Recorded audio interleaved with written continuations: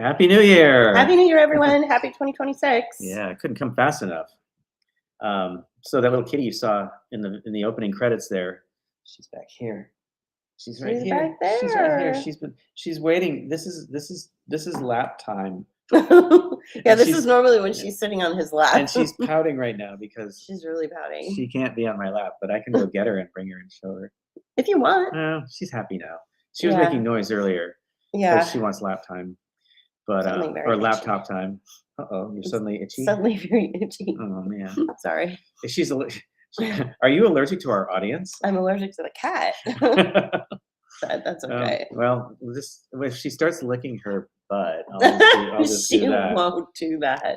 She better She's not been known do to that. do that. Yeah. How's everybody doing? Happy New Year. We hope everybody had a wonderful New Year's Eve. We watched Stranger Things. Mm-hmm. We still have. We cleaned the house today, which is a good thing to do on the first day of the year. Yeah. This is just water. It's not I know. alcohol. I was gonna drink more, but I knew I had a show to do. So. Yeah. No, we're good. Yeah.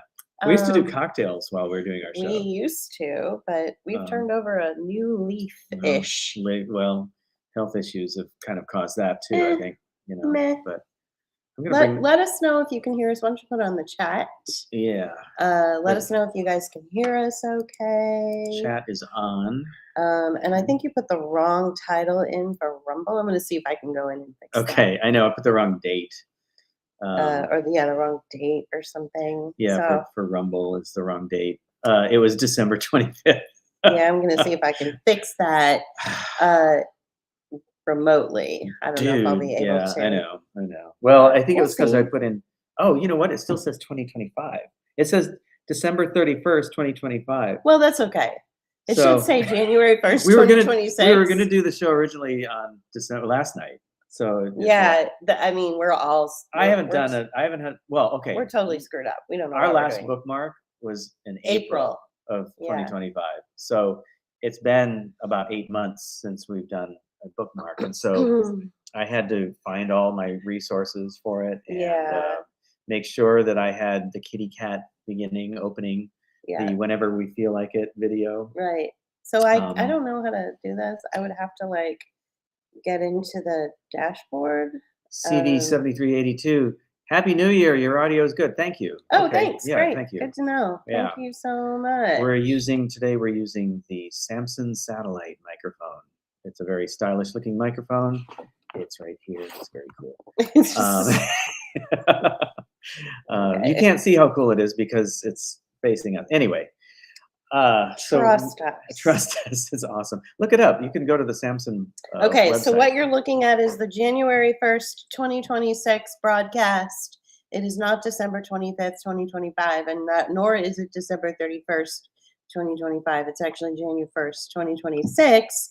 And when this is over, I'll go in and edit the titles and edit everything, and it'll be correct. You're awesome, Julie. So you'll just have to trust us that it really is January 1st, 2026, and we're not in some sort of weird time warp. Yeah.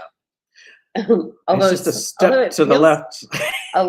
What? It's just a step to the left. Although I don't even know what that means, but it feels, I'm sure there are people in our audience that do know what that means. Yeah, let us know if you do. I don't know what that means.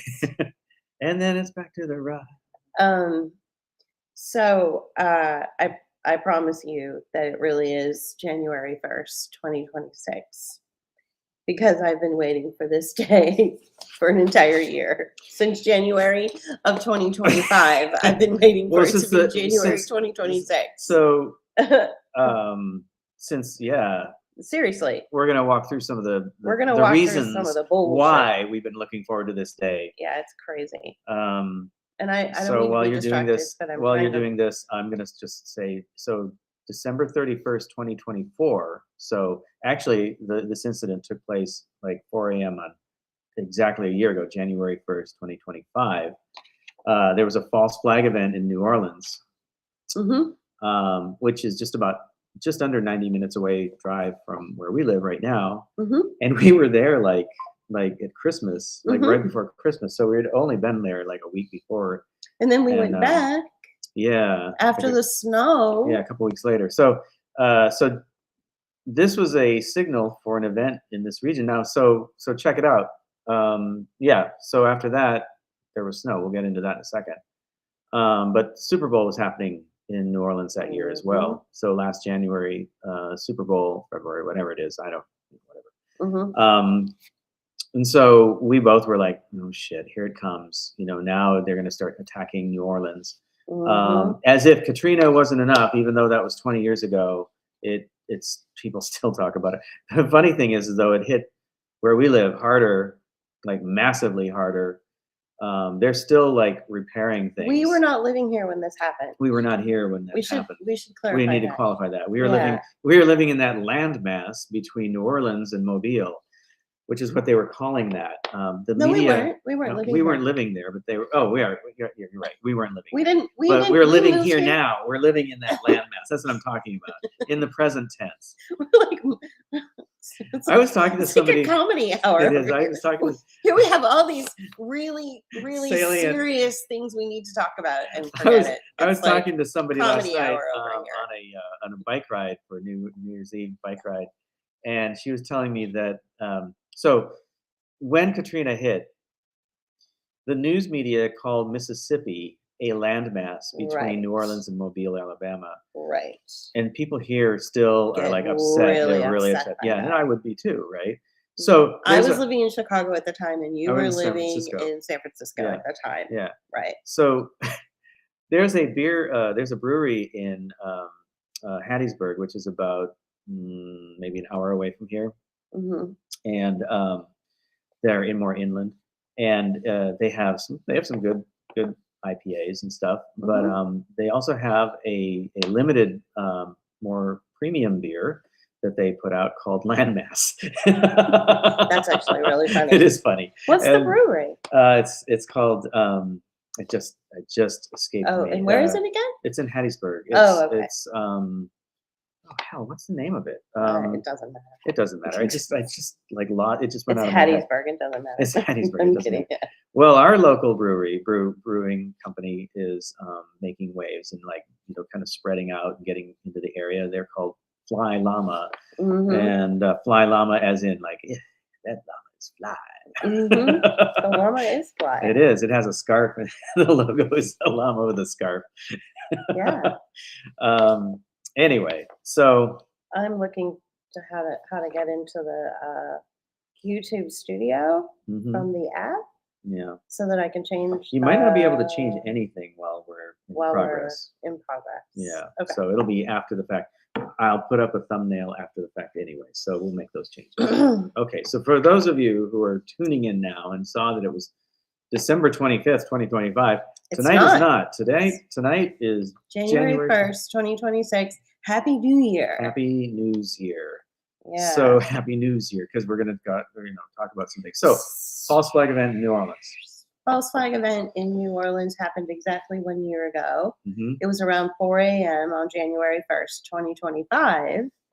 And the media will claim that about a dozen people were murdered or killed, killed in some sort of drive-by event. Well, it was a terrorist attack.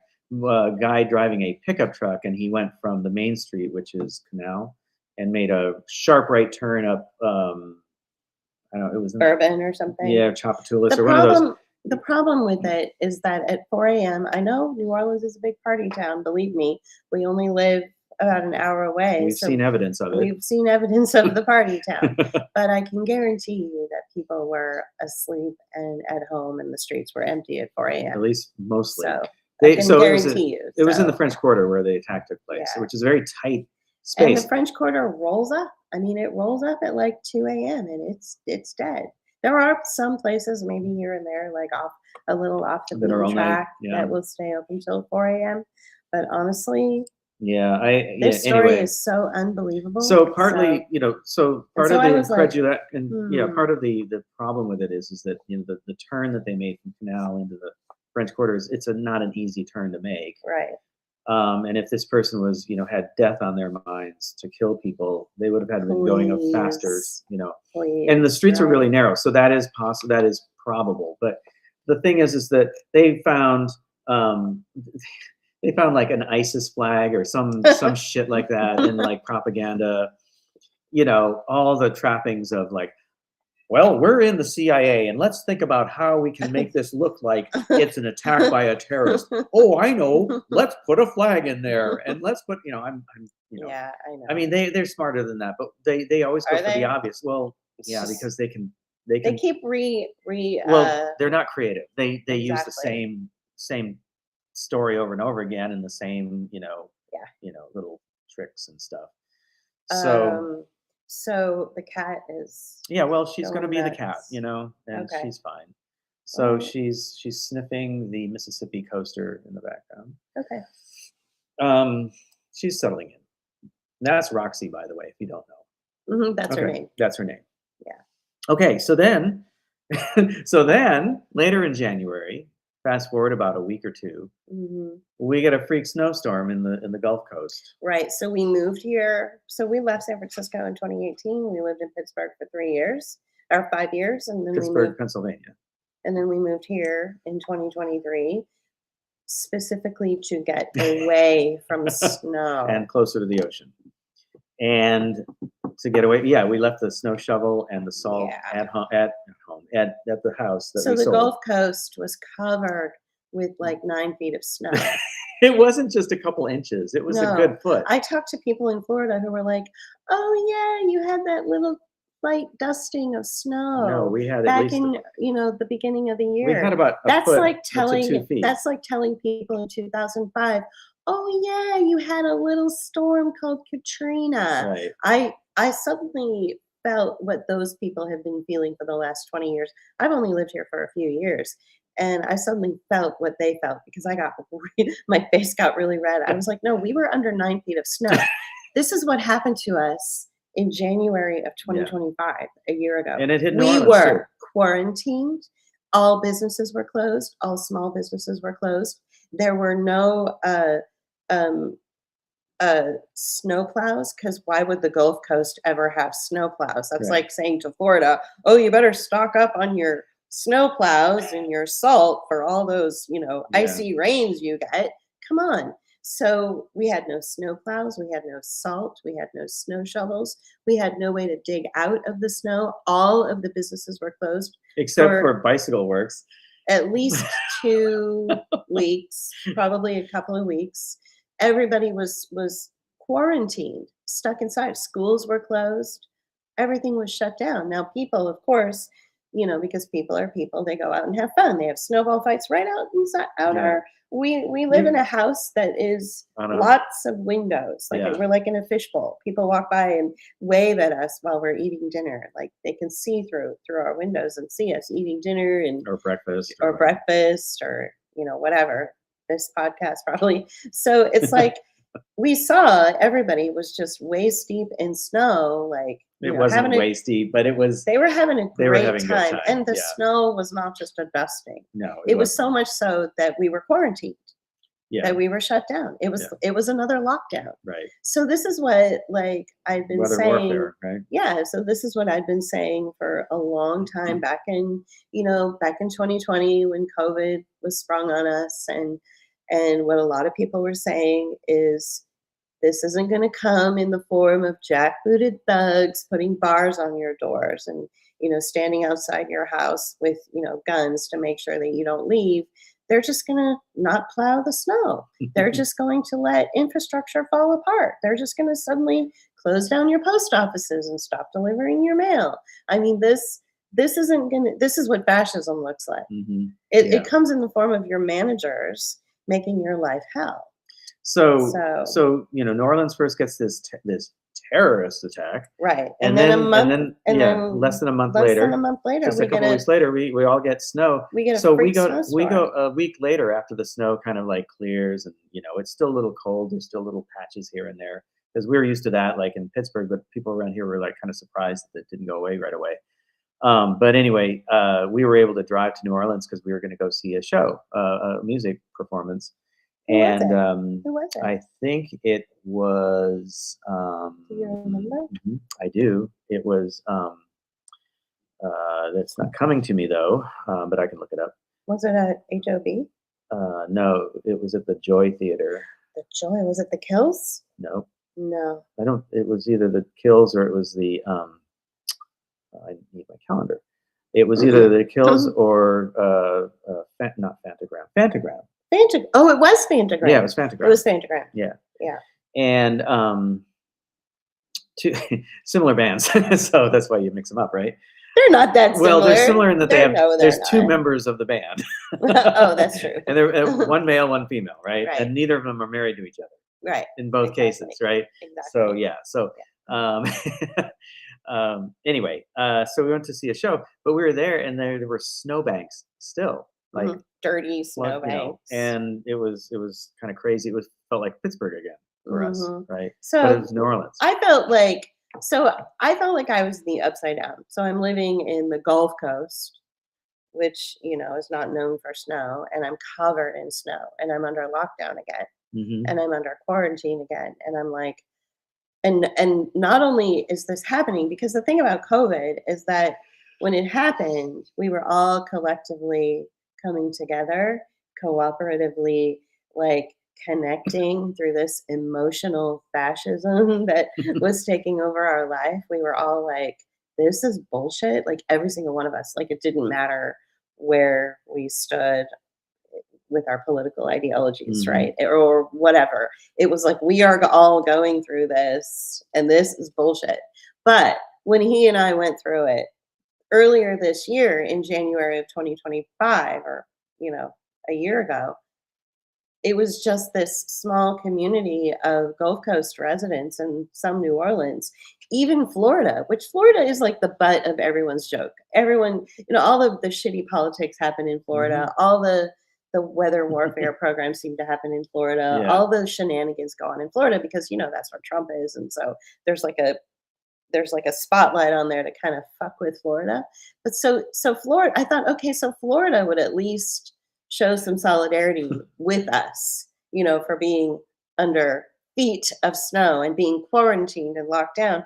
And Floridians were like, oh, that little dusting you got, how sweet was that? It's because all the people that live in Florida are from fucking New York. And I'm like, wait a minute. It wasn't, you're New supposed Jersey. to be in solidarity with us. Because they're Florida. This was There's so jokes about Florida because it's Florida. So emotionally, I was feeling very disillusioned and very depressed. I felt like I was, in the upside down, like things were really turning around, and I just felt really like disconnected with some kind of reality. Like I just was having a really hard time with it. So folks, you were busy working and dealing with the fact that you were about ready to lose your job. So you were tethered to that. Right. Drama reality, and that reality, and I was over here looking out at blankets of weird. white, and a quarantined community, right, and a lockdown, and it was too. Well, Julie stepped out on the porch, which had a little snow on it, like it came up that far, and some guy goes by on a bike, and she says hi to him or something, and he's like, I've been waiting for this for 50 years. Or longer. The thing is it snowed here before, but nothing like that. They call it a once in a lifetime event. Yeah, because it has snowed here before. Now, we saw some photos of, so there's a lighthouse up the street from us, and it's right on the Coast Highway. This lighthouse is historic. It's weathered all of the hurricanes. Yeah. It's the lighthouse. Yeah. It's not just a lighthouse. The Biloxi Lighthouse. The lighthouse. And it's really cool. They have a webcam. You can go find it. You can go to biloxi.ms.us, I guess. And they have and you can find it on YouTube too, the Biloxi Lighthouse webcam. But what was my point? They showed. Oh yeah, the webcam. Sorry. Yeah, the webcam showed the snow. The point I was going to make was there's a photo from 1963, and they show the lighthouse in the background and a car driving by, and it's snowing almost as much as it was.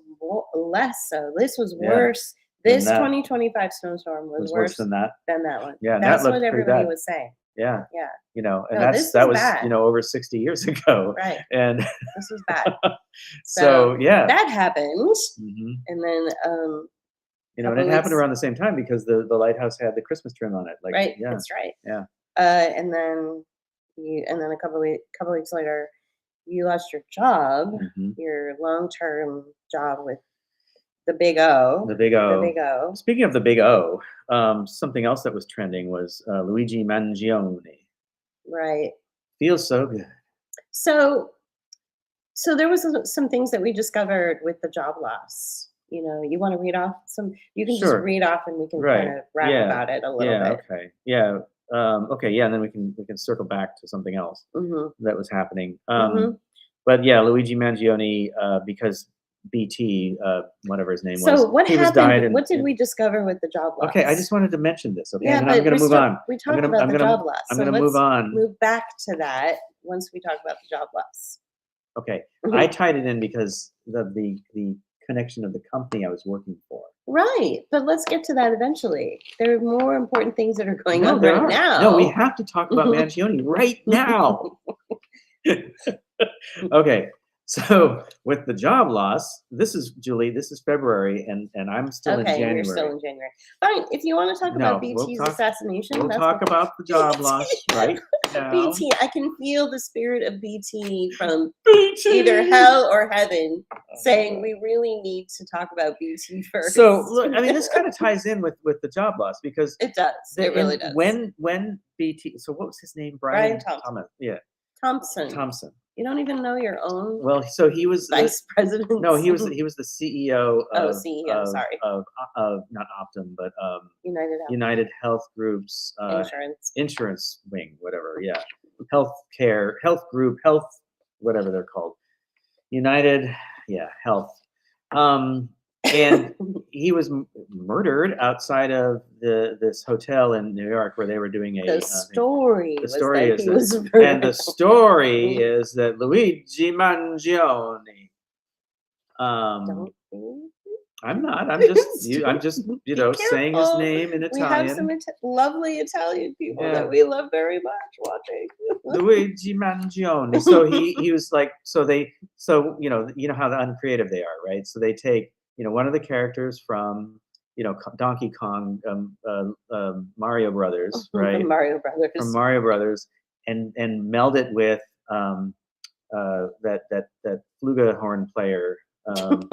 What was his name? Chuck. Chuck Mangione, right? So it feels so good. And then they make the guy a model.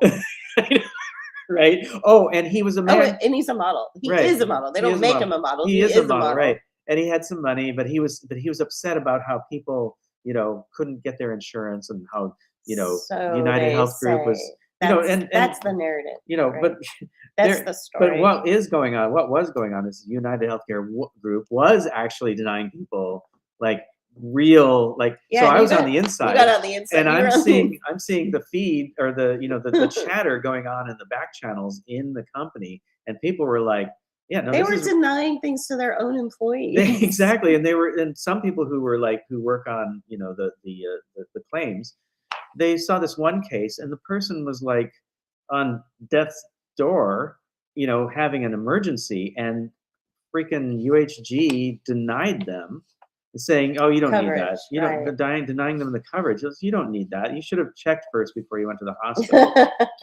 You should have real checked like shit first like that, right? before you But the are reason that so- I bring it up is because the reason I feel like it ties into my ultimate job loss is because of BT's demise. It happened in December before the holidays, right before the holidays, Mhm. and Optum and United Health. So Optum is a wing of is a subsidy, whatever it is, a corporate entity underneath United Health Group. Yep. They were going to lay people off in December. Yeah, they were going to do it in December. Oh, by the way, you like Right. my double horn? Yeah, how corporate of you. Mm-hmm. Speaking of UHG, you have devil horns. Mhm. So they were going to lay people off right before the holidays. How awesome is that? I mean, That was what they admitted to they admitted. their own employees. Can you believe that? Yeah. Can you believe So- they're so- so nice? So they were gonna. They're like, well, label- we were going to fire you, but because our CEO was assassinated, we decided to give you an extra Yeah. couple of months. Right. So. Oh, and it wasn't just firing people; it was like shutting down entire departments. Right. This wasn't fired because of bad job performance or anything. Right. This is entire departments that were just squashed, that were Right. just shut down. There are still people who were let go back in February Last year. of last year. Still, those people, his coworkers, are still looking for work. Mhm. Like, Yeah. It's rough. it's rough. Yeah, it's rough out there. It's So rough out there. so along Which with that, brings which brings us us to the to- discoveries that we made. And so a lot of the Is job. she She's not being- licking her butt right being now. inappropriate? No, I'll she's just cover her. grooming. I'm gonna She's cover doing her. cat grooming, but I she's not at that point.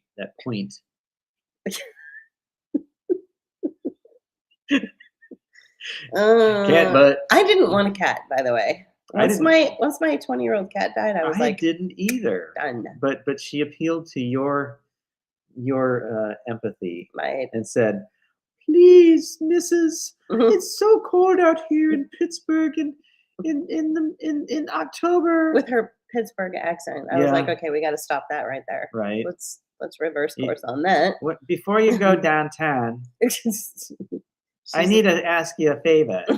They don't talk like that. They say downtown. I don't know how they talk, but Okay, how is she? Is she okay now? she's okay now. Do you Yeah. want to get her and She's bring a- her up close no, to the no, camera she's fine. No, she's fine. so people can see her? Because She's she's fine. really cute. She is very cute. I Well, mean, she's annoying, but she's also really cute. so neither of us she's wanted a new she's cat. small too but for yeah, her size. she was the runt of the litter, and she's feral. I mean, well, not any longer. She's now a princess. She was an alley cat. She is not feral now. She was an Mm. alley cat, born in the Oh, alley. our friend came. Our really good friend came to visit us from Pittsburgh, and They understood each other from the no. I'm kidding. and she apparently went to our friend. I feel so bad. Roxy did. Our Roxy- cat went to her and was like meow meow, and basically that means I made a mess in my box. You need to come clean it now. And so our friend comes out and is like, "Oh, so your cat wants me to clean her box." I'm like, "I'm so sorry. Usually she goes outside." Well, but- she said your cat is meowing at me. Like, what's going on with that? And I said, "Oh, she wants you to clean her box." That's how you earn your keep when you come right. stay Yeah. with us. Right. Exactly. So so we're all. She's got us wrapped around her little dew claw. He bakes her free range organic chicken in the oven. Yeah. I give her greenies. Chicken breast. Yeah. Yeah. So Well- he gives her like the healthy food, and I give her No. like the Tootsie Rolls. Yeah, I I know give greenies her- aren't quite I- Tootsie Rolls, but they're I give her the junk food. Yeah, they're sort of like like individually wrapped cheese sticks. Yeah, she Right. loves those greenies. Yeah, And greenies she are- loves her chicken. She does love. She loves chicken so much. Yeah, she does. Yeah, She doesn't like She lives for chicken. she doesn't like the freshly wild caught salmon that we bought for $37 a pound. She's turned her nose Yeah, up at it. none of that.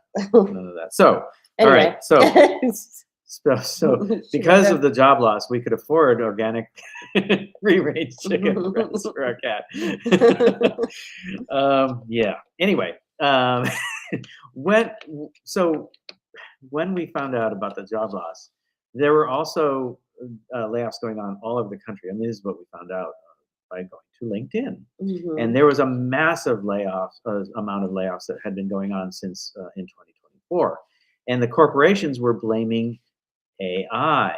And one of the things that we discovered was, yeah, in some cases, because we read that one bit on LinkedIn recently, where he's like, yeah, Oh yeah. we laid people off because of AI. It fucked up our business. We paid $10 million to save $10 million, but we did it because it was the right thing to do, and that's what our shareholders expected. And I'd do it again. Whoa! Yeah, this was Hence a the double CEO, horns, right? And anyway, so what it really, a lot of what was going on was companies like Optum, UHG, big banks, other corporations that were very large, were basically getting around the H-1B visa issue and setting up campuses in various parts of India and hiring a workforce from India in India, so they didn't have to import people to take away the jobs from Americans. And they had, and because they were in India, they could pay them less than they paid Americans. That was the whole point, was to save money. Right.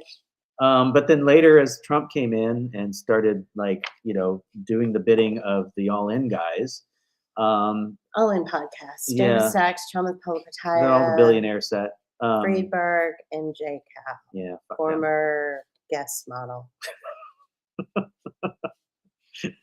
Anyway. Hey, J. Cal, show us your butt and those jeans. Anyway,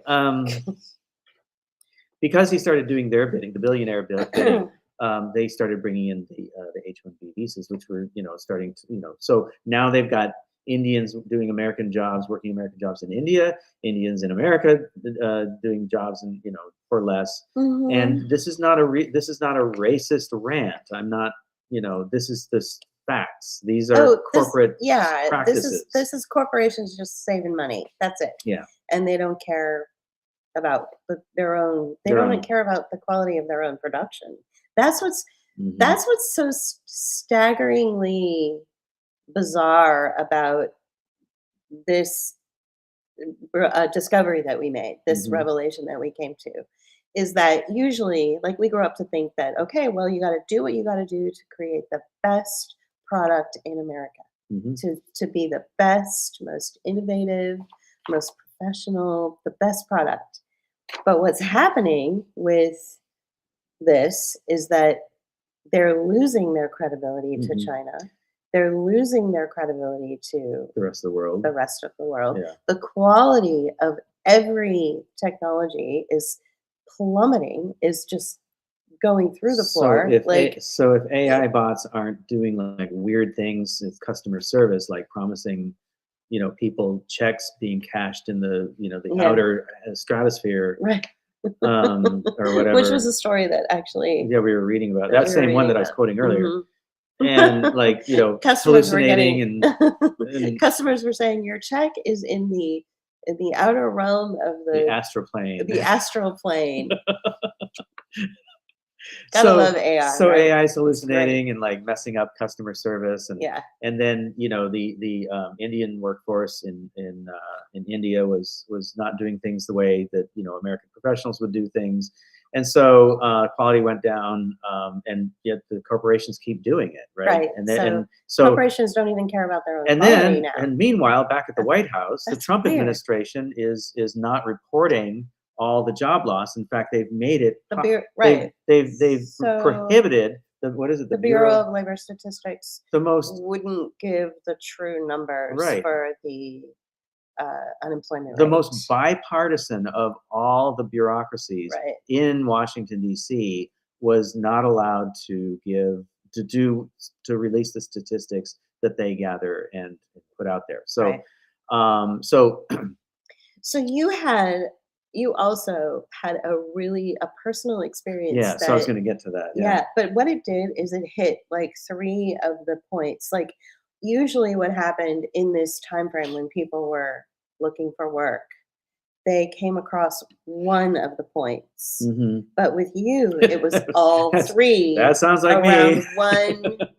Can I tell it or should I? Okay. So he gets an email saying, thank you for your application. We're going to do things a little bit differently this time because of the amount of applicants that we've been getting. Answer these series of questions, and he spends, and they give him, till the end of the week or whatever to answer a series of questions, and he spends 8 hours a day. I did one day. Yeah, whatever. He spends 8 hours really, really coming up with these amazing responses to these questions that pertain to his field, and then he waits, and they email back. HR emails back a couple days later and says, congratulations, you've made it to the next step, and give us your phone number. We're going to text you some information. Again, this is going to be done a little bit differently. We're not going to be doing, one-on-one interviews or Microsoft Team interviews, kind of like Skype. We're not going to be doing that.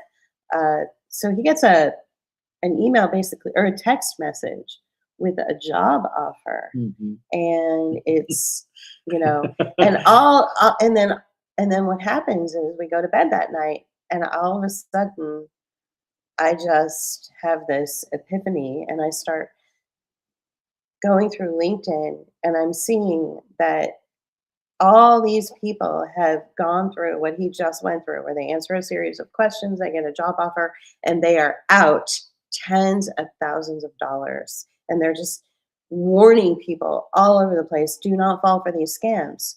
So I let him know. And so they pretended that they were uh, with a company. So he actually calls the actual company and he says, I received an email from your company asking me to complete a series of questions. Then I got a text message from your HR person from your company offering me a job. And that company said, whoa, it looks like you've been scammed. And this has been going on consistently, like with every company, especially in technology, across the country. And now it looks like this particular company was a victim of the scam as well. Mhm. They were mortified. They felt so bad. They were so sorry. And they're like, yeah, we are so sorry. But what we'd like to do is go ahead and have you interview for the job.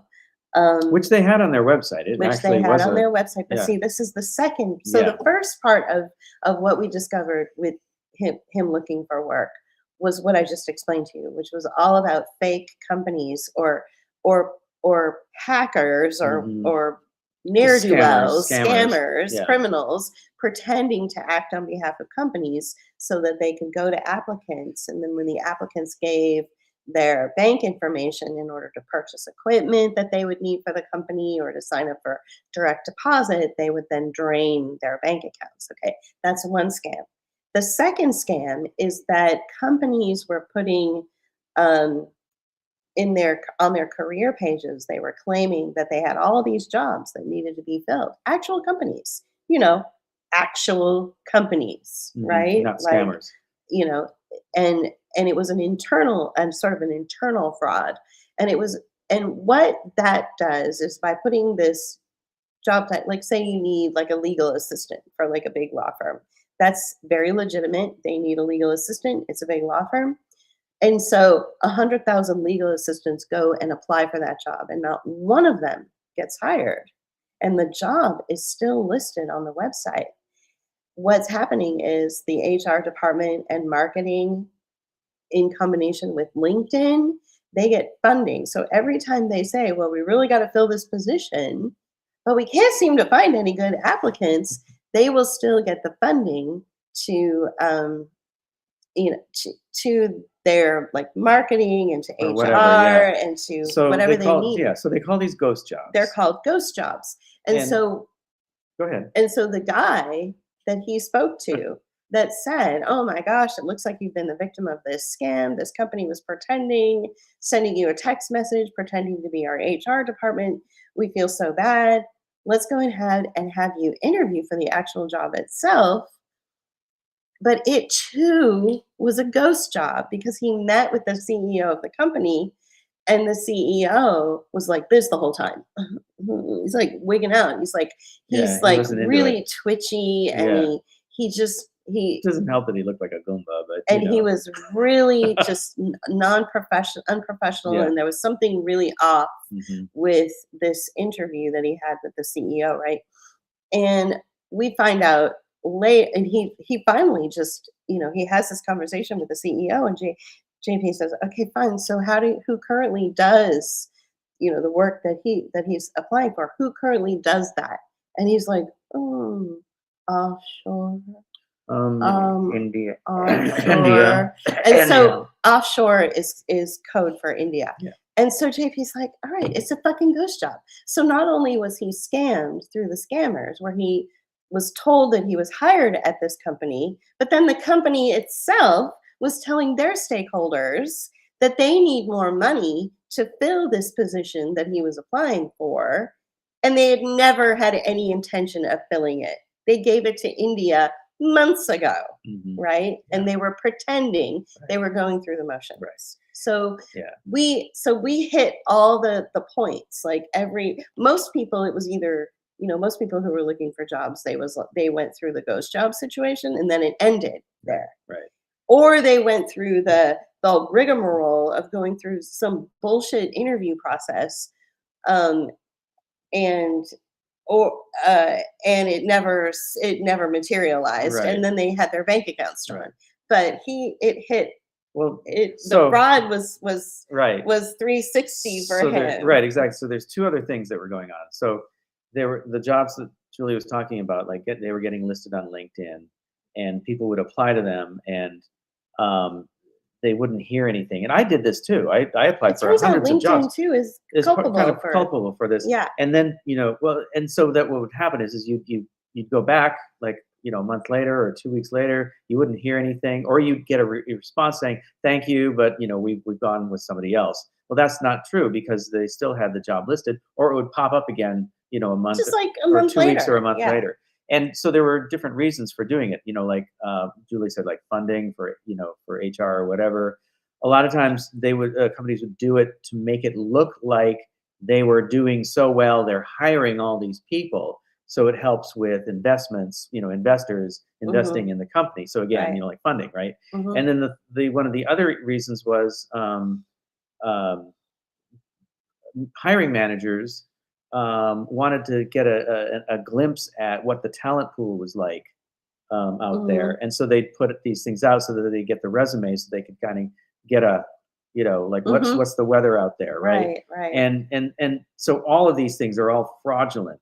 The other thing that was going on was Recruiters. recruiters, right? Exactly. So Sure. recruiters Whew. would basically build up their numbers, and you're saying this I think yesterday or the day before on your recording, Yeah. your podcast, your audio, Mhm. that the recruiters would basically bulk up their numbers and make it look like they actually have all these candidates coming in, and and jobs listed and things like that. And again, they were fraudulent, or they were like under Well, right. performing. So I had another situation. yes. Well, recruiters were putting out fake jobs so that their numbers would look good for their goals, because recruiters are basically just salespeople, and salespeople live a lot on commission. Sure, I'm sure they get paid a salary, but there's also a commission involved. And as long as they have their dashboard stacked with jobs and stacked with applicants, then they would qualify for that quarterly bonus, or they would qualify for a little pay raise. So a lot of applicants who are desperately needing work are going to recruiters, and these recruiters are going to these recruiters, and these recruiters are just using them in order to pad their own paychecks to make their numbers look good, with no intention whatsoever of getting the applicants hired. Because why would you? The minute that job goes away and it's off of your account, then you're not then you don't have a job to do as a recruiter. Mhm. Like, if you fill that position, then what? Because there aren't a lot of jobs out there. Right. So recruiters were starting to scam companies, starting to scam applicants, pad their numbers, make it look like, like they were super busy when they weren't. He got some bullshit recruiter. We're not even sure she worked for the company, for the recruiting She did, because agency, we talked to other people who knew I who she guess, was. but she disappeared. And when she and it was for a contract position with Microsoft. And when she said, The "Look," real Microsoft. right. So when she said, "Look, there's this job for you that I think you would be a good fit for at Microsoft. You need to interview, this person and possibly some others. Let me set that up for you." So she did. And typically, what recruiters do is, everything's done through Teams and everybody's on camera, right? The recruiter will be there. The person that the applicant is interviewing with at Microsoft will be there, and then the applicant is there, and they're on screen. The recruiter will say, "JP, Microsoft, I'm here to introduce you. have a good session, have a good talk. JP, when you're done, make sure that you and I connect so that we can talk about the outcome of this conversation you're going to have with Microsoft. That conversation never took place. Just the well, I had the interview, He had the interview, but I didn't talk to the recruiter. The recruiter before or never after. made the Yeah. introduction. You're supposed to make an introduction. Right. And so when the interview was over, it was a wonderful interview. Mhm. It was like the woman was like practically ready to hire him at the moment. Like it, yeah. You get that feeling. And so he said, great, I'll talk to my recruiter and we'll go to the next steps. And his recruiter ghosted him. Mhm. And so that made me realize, that helped to confirm my suspicion that recruiters are on the take, Mhm. right? Or on the make. On the make, on the take. They are padding their numbers. Why would that chick want this job filled? Because as long as it's open, then she still has job security. So these recruiters were going out of their way to make sure that those jobs weren't getting filled. And it's frustrating to the company who's, what if this was a legitimate job and not a ghost job? This poor woman who really needed somebody. The hiring manager. The hiring manager needed somebody. The recruiters are basically dicking around with the company. So it just, the whole thing, the job loss opened up a window of knowledge about where we are in our economy, and you have thousands of people losing their jobs to this day. Thousands of people in the corporate sector, especially the tech sector, losing their jobs. You have federal employees that have long been marched out of their offices and out of their jobs for a while now, at least a year. You have people forced into early retirement, Which brings us to the next point, Doge. Yeah. So Doge, as you may remember, was Elon Musk and his cohorts basically kicked down the door of a lot of federal agencies and kicked people out. And there's people out there that were applauding this. I was not one of them. I am not a fan of bureaucracy. However, there are people that work in government agencies who are there to make sure that the wheels keep turning and that the rules are followed. Doesn't get out of hand. Right. I mean, the government does things by rules so that it's transparent and you know what's being done. In the bureaucracy, it doesn't always work for people, and it isn't always fair, and it isn't always great. But it's at least there's an established norm or something like that, right? In the case of Doge, they basically invaded these offices, and in some cases, basically, I think the Social Security office, right?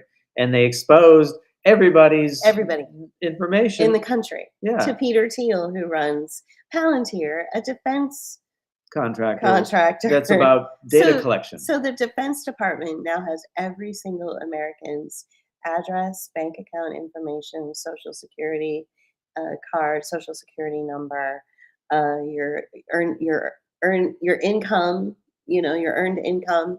Right. The Department of Defense. Why does the Department of Defense need that? Right. My last job, I was an assistant manager for a stationery store. Like, why do they need that? Why do they need that? Is it because I designed hummingbirds on the front of stationery cards that I'm suddenly a domestic terrorist? Yeah. Like, you can cut people with that paper, Julie.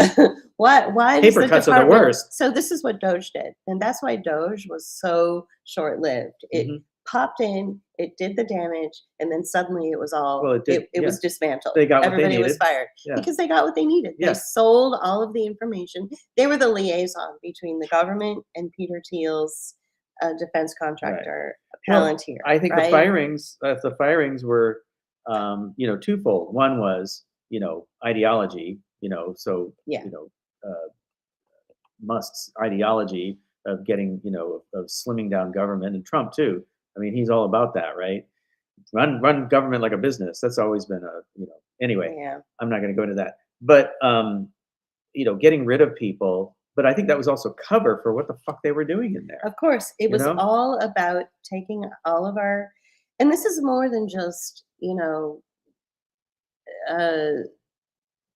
this is more than just cataloging your data on social media so Right. that they could send you ads. Like the other day, I'm looking at red shirts, and so I get a bunch of ads on YouTube suddenly for red shirts, right? It's more than that. They took your social security number, they have your home address, they have your work history, they have how much money you paid into your taxes or not. They have everything now. And this isn't to try to sell you red shirts. This is literally to label everybody in this country a domestic terrorist Mhm. because they're running out of brown people. I don't know. I don't know. It's just like what the hell is going on with this Yeah. country? This Well, is why a few of our friends and your friends they're no longer Americans. yeah. They've Well, they're still Americans. They're just living other places. they've They're just expats. they're expats, Yeah. right? There's Yeah. a lot of expats out there. There A are. lot. A Yeah. lot of people I have know. left this Well, country. we're no longer in Afghanistan, and we're barely in some of these other countries. I mean, we still have places there, but yeah, they need to start, turning their They're because turning their attention yeah, right. to So Americans. right, because And when we we gotta have see- a war somehow. when we see Julie. they, when we say they, They. what we mean is the Department of Defense. Right. Yeah. So speaking of the Department of Defense, in April we saw major flooding and tornadoes in some of the southern states, Kentucky, Tennessee, and Mississippi. And yet, so with all this, weather warfare, in some cases, when we see something like this, when we see an event like this, like what took place in the North Carolina and Tennessee last year, the year before, 2024. hmm My first question is always, It was Helene, right? yeah, Hurricane Helene that Mhm. magically jumped over Georgia. I know it literally made like a sharp right. Mhm. Literally. I know you're not supposed to say that word, but like, Well, how did that happen? How does the so hurricane go? so it got stronger over land, which is always weird, right? Because that's not how it works. That's not how hurricanes work. And Not if you know what words mean. and basically dumped a lot of rain in the Blue Ridge Mountains and created downward mass of water that basically took out all these hollers. And turns out it's like the largest deposit of lithium in the United States, if not the world. So now we don't have to worry about rebuilding infrastructure and rehousing people. We can just get right in there and start digging for the lithium. So that was that case. Now it was also the case in the area of Texas and like I think it was like Texas and Arkansas, Mississippi area. There's like this one region, Mhm. and we asked the same question. What natural resource and what minerals are What's in she these doing? areas? She's just sitting there. Okay. Yeah. Just wanna make sure. She's just sitting there. She's She's like, what? I'm just what? sitting I'm here." just sitting here, and I'm waiting for somebody to sit down so I can sit on their lap. She's like, I'm waiting. Yeah, it's lap time. So so at the same time, so this was in April. The next, see, May, June starts hurricane season. We had not one. There was one hurricane in the Gulf Coast that went into the United States in 2025, and that went into like Texas. Yeah. Nothing hit our Nothing. region. Nothing hit Florida. Nothing. Let me repeat that. Nothing hit Florida. And Florida Right. always gets hit because it's Right. that little dingle at the bottom of the United States that it catches. I all liked the- Florida when we went there, by the way. You did. Yes, I liked that ocean. Those Oh well, we over the went to water. the Panhandle on the Gulf Coast. Yeah, Yeah. we went to And there- Pensacola. I've also been to the beaches in Florida, and they're nice. Very nice. White sands and stuff. Mhm, Yeah, with big waves. Mhm. yeah. We don't have waves here. We're in the Gulf. Yeah, we're in the Gulf because we have barrier islands that keep the Gulf of Mexico from crashing into the Biloxi. Right. So, Well, unless there's a hurricane. unless there's a hurricane. Made by the U.S. government or Russia or somebody. But anyway, so the when I was growing up in Southern California, there were never hurricane storms. There were never fires. There were never, because there were, there was the military industrial complex was, they Raytheon and Boeing and all these various companies had factories, and they had, contractors working on the West Coast, and so they can't have weather events coming in and destroying all their infrastructure and making it so that their workers can't go to work.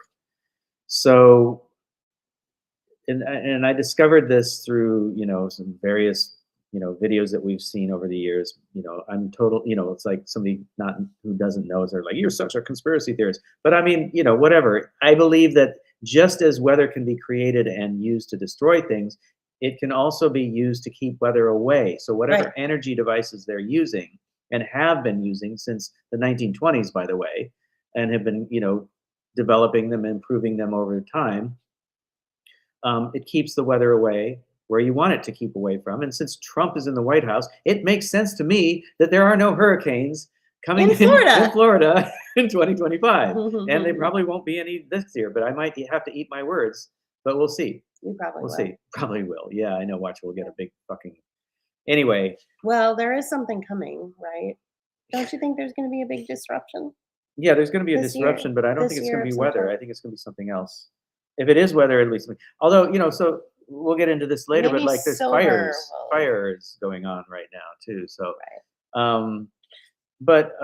so yeah, so that's, so we get weather events in places where they want to clear out areas. California's, California, our friend Colleen is living in Redding, and she was reporting on the hi Colleen. Wait, where's my hand? Where is my hand? Where's my hand? It's over here. That could be a Pixie song. Where is my hand? Anyway, where is my she was telling us about, she was telling us about the flooding events that were going on in Redding, California, and California's been just getting attacked from weather or fire. Well, last year at this time, it was still LA was dealing with fire in like forest fire type fires, brush fires in like neighborhoods in along the coast in the beach where there wasn't any like forests or anything like that. And whole neighborhoods were getting burned out, and there was no reason for that. Did that happen this year? That happened in 2025, 24 and 25. It leaped. The flames leaped over the barrier of the new year. No, but seriously, I don't remember when Pacific Palisades happened. Yeah, it was around. It was in the wintertime. So check it out too. It's like fires are happening in winter when it's the rainy season, when it's not fire season in California. It's kind of like snowing in the Gulf Coast. Exactly. Thank you. Fire season in California is in the summer, and especially in the autumn, because that's when it's the hottest and most dried out. But it's winter anyway. So fires in the winter. The discovery was that these storms that took place and these events, in these natural regions were cover for possibly using weather warfare programs to demolish infrastructure and demolish areas. Real estate acquisition, so that they could see if there was any elements there for AI, which is what elements you need to make AI go. Right, and and they could move people out of their homes and open it up for I don't know, billionaires to move in and or whatever, right? So the billionaires are now attacking the millionaires because some of the things we also learned. Stay poor, in other words. Right. Well, they're going after. Stay poor and stay safe. They're going after the Hollywood elite now. Who was the actor who died during 2025? Who was like, he got the most money for movies that were being played on TV or whatever. Oh, right. Did he die? Yeah, him and his wife. Gene Hackman. So Gene Hackman and his wife were brutally murdered this year? Was that? No, it was like Was drug it last? overdose or some weird shit. No, it was a weird. It was a weird thing. Somebody tell us. You guys know. Yeah. Anyway, February 18th, 2025. He Right. died in Santa Fe, New Mexico. His death, in the final moments of his life, his neighbors noticed that his health appeared to be declining, and he and Arakawa ceased communicating with family and friends. Okay, so maybe it was like a double suicide or something. Well, it was like that movie that you always like to refer to. Right. Michael Clayton. Michael Clayton. They were Michael Clayton. They were Michael Clayton, but it wasn't Michael Clayton who died in the movie. It was a character in the movie, and the movie is called Michael Clayton. We always make things way more confusing than they need And harder to understand. Right. So Hackman's just okay, blah blah blah. So basically, their dogs were found dead. It was just this weird, like, they were murdered. It was this weird death. Okay. Right. And it turns out that Gene Hackman had been able to work it so that he made royalties. Right, that's what I was trying to the remember. most royalties of any Hollywood actor from all of his movies that were played, like streaming and all, so anytime you saw Gene Hackman anywhere, like on the computer, he was making bank, and he was the only actor that was able to figure out a way to do it and make that much. Hackman. And they were like, "Oh no, you can't have that." So off you go, 95-year-old. So somebody says the Hackmans, like, he died of natural causes, but she may have killed herself. Yeah, I mean, I think they were both murdered, but they were just like, because it looked like the dog was killed some weird way. Anyway, so this was like almost a whole year ago. February of 2025. Okay, so February. Yeah. And so again, who said that, by the way? I can't see. Y4913-G70. Okay. I like your name. It's pretty. You have a nice name. You have a nice name. So and like, even like people that we like as actors but hated their politics, especially during COVID, are coming out now and saying, we're under attack now. Yeah. And it's like, yeah, they're basically they're not, it's upside down and backwards. It's Leia. Oh, I see. Okay. All right. Oh, okay. Hi, cool. Hi. Or Leia. Good one. Yeah, that's actually very clever. Clever you. Good. So, everybody's under the target, right? Everybody's between the crosshairs. Lee. Okay, I'm sorry. Lee, that makes sense. Okay. All right. So from April we go to July. I'm sure there's stuff that happened in May and June, but well, who knows? Not a lot. Yeah. I mean, there was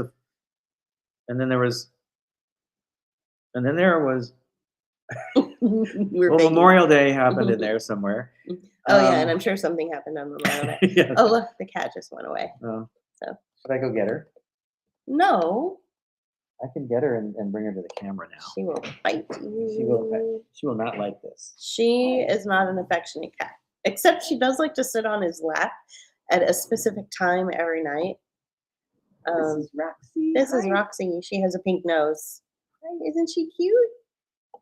Show them your pink nose. You're so cute. Look at her white front. So cute. And she is so soft. She feels like a little cotton ball. She's the softest cat that I've ever had. And now she's super tiny. And she has pink paws she's too. Like, I hate this. And she's like 5, and she still looks like a kitten because she's a runt. Okay. That was Roxy. All right, that's the cat moment. The cat cam, brought to you by. Okay, so now it's time for you to talk and talk and talk, and it's a painful talk, but okay. And we're by the way, we're an hour into I this. know. We're gonna, we're gonna go as long as we go, okay, right? Well, So yeah, so not only did a bunch of stuff happened in the country that was really illuminating, and we made Mhm. all these And discoveries about personal things that happened to us, we realized were happening to other people in the right, rest of the country, especially right, job loss, right? especially with the job loss. Yeah. Like a lot of stuff came to light regarding that. On July 1st, out of nowhere, and many of you listening have heard this story, but on July 1st, out of nowhere, I received a text message from a woman that I've had a grand total of 2 text interactions with. Never met this woman in person. Never really talked to her on the phone. Actually, I did speak to her on the phone once in 2022, but in July of 2025, she sent me a text message saying that she had information about my Aunt Helen. I don't have an Aunt Helen. I have a Grandma Helen. Um, and going all the way back to 2015, I texted with this woman for the first time and said, "Hi, my grandma Helen gave me your phone number. She keeps talking about you, and finally, after many years, she has given me your phone number. Please keep me apprised of anything that's going on with her. She's it's 2015, she's getting older. I understand you're a neighbor and you're helping her out." And the woman was like, "Yeah, sure, okay." And then again in 2017, I texted her and I said, "I'm getting ready to leave the state of California and The country. move across country with my husband, and I want to make sure my grandma's okay." And she sent me a picture of my grandma and said, "She's fine. She has your number. In other words, leave me alone." And then again in 2022, I actually called her because I was doing an online Google search and I put in my grandmother's name in the online Google search, and I discovered that my grandmother had died. Which, if you guys are close with your grandparents, or if you had any kind of serious relationship with your grandparents, you know that this would be devastating to have to find out that someone who babysat you and took you to your doctor's appointments and bought you, you know, presents and always snuck little candies in church for you and adored you and just loved you to death. You find out that they're dead when you do a Google search on their name. So I called this woman who was my only connection and I said, "What happened?" And she goes, she didn't know that my grandmother had died. So it was a huge mystery. And the obituary that I found online didn't really say much. In fact, it didn't even mention that she had 3 grandchildren. It mentioned that she had 2. Fast forward to 2025, this woman texts me and says, "I found some information about your Aunt Helen." And I said, "What are you talking about? You and I spoke in 2022. Remember I told you she died? I found out accidentally by doing a Google search. What are you talking about? You have information about my grandma Helen, not my aunt."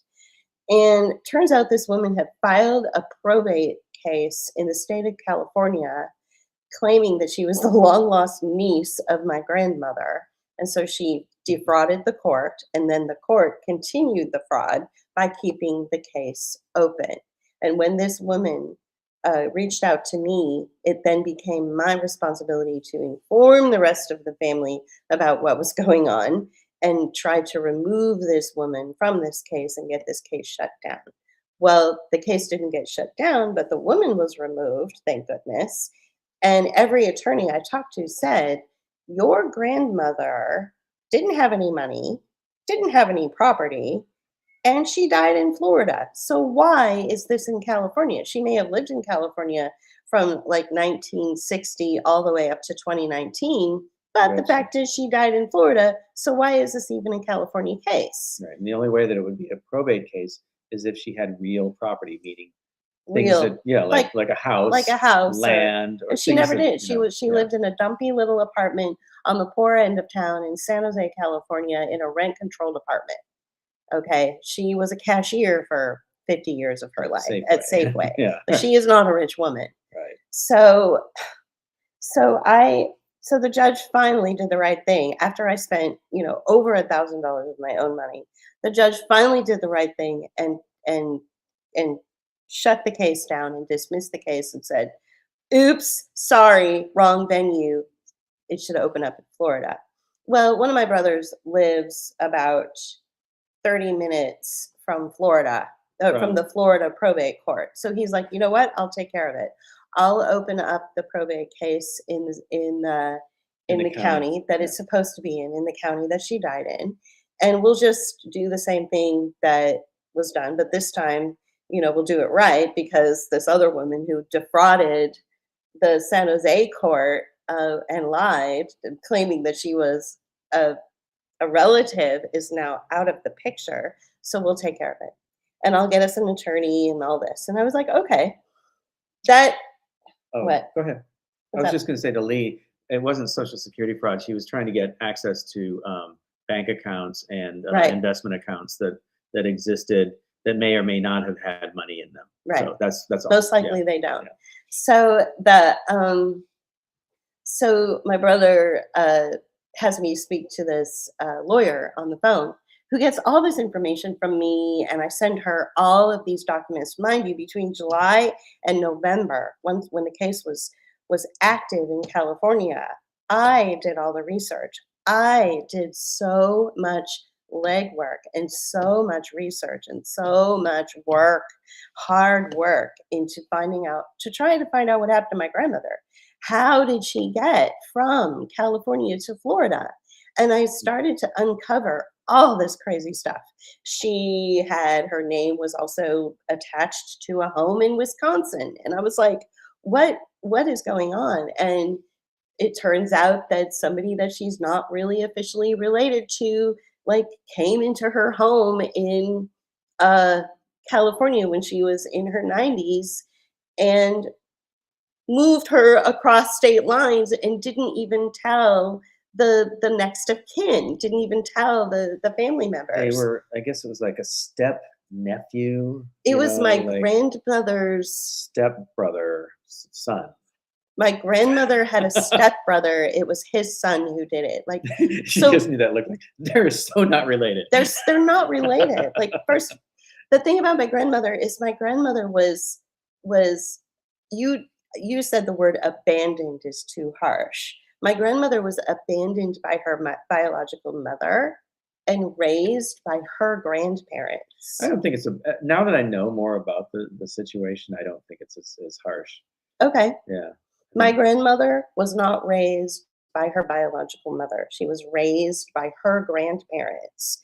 Her biological mother gave birth to my grandmother in 1926 when she was 16, 17 years old. And my grandmother's biological father was mysteriously murdered, when my grandmother was still a newborn. So my grandmother was raised by her grandparents so that her mother, who was a teenager at the time, could grow up and have a normal life.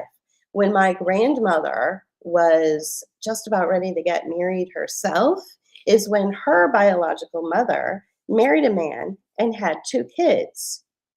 And it was one of those kids that flew from Wisconsin to California, removed her from her California home, which she had been living in for the bulk of her adult life from 1960 all the way up to 2019, and moved her to Florida.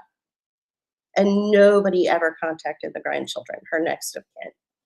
So I'm telling this to my brother's attorney and I'm explaining everything that's going on. And she's like, okay, this is really good information.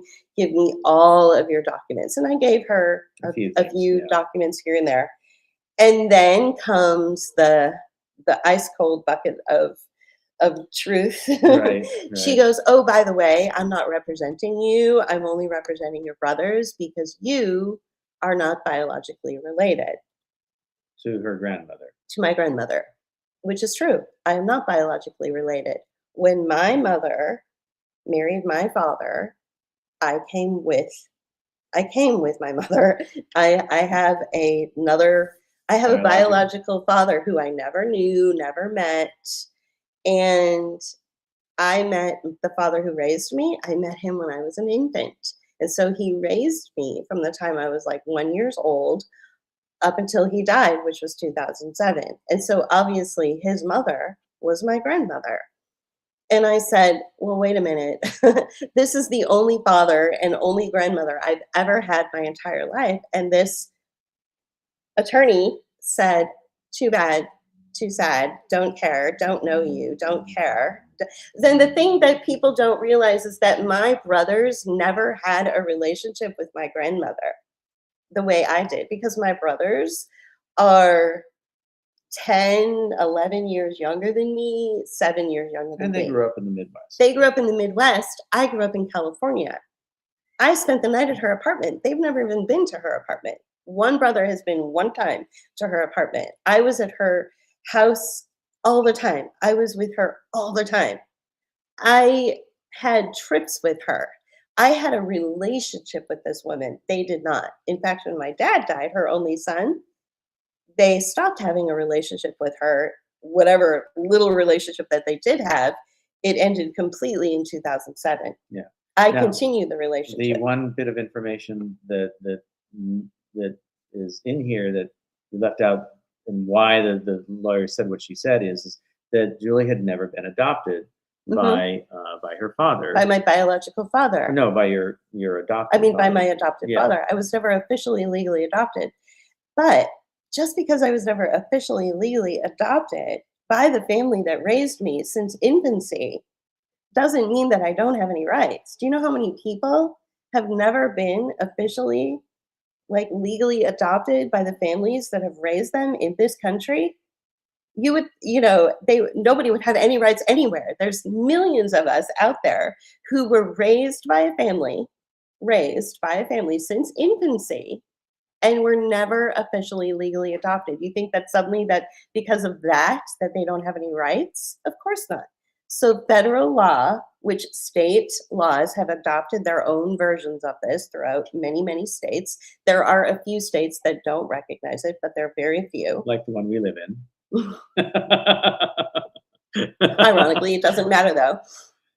What's the person saying? Exactly. Right. So it's called equitable adoption.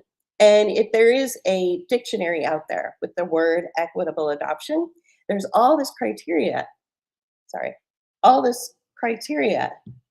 that needs to be met in order for it to be equitable adoption. And there would be a picture of my face right there. Right there. I fit all that criteria legally. I'm covered. I think the devil horns would be in there too. Right. Yeah. So this attorney that I was talking to, that was telling me that, I didn't have any rights because I'm not legally adopted, to the woman that I had had a relationship with since infancy, and who I had spent years looking for, while my brothers had no interest in her at all, was telling me that I didn't have a right to be involved in a case that I had just spent from July to November unpacking and trying to get to the bottom of.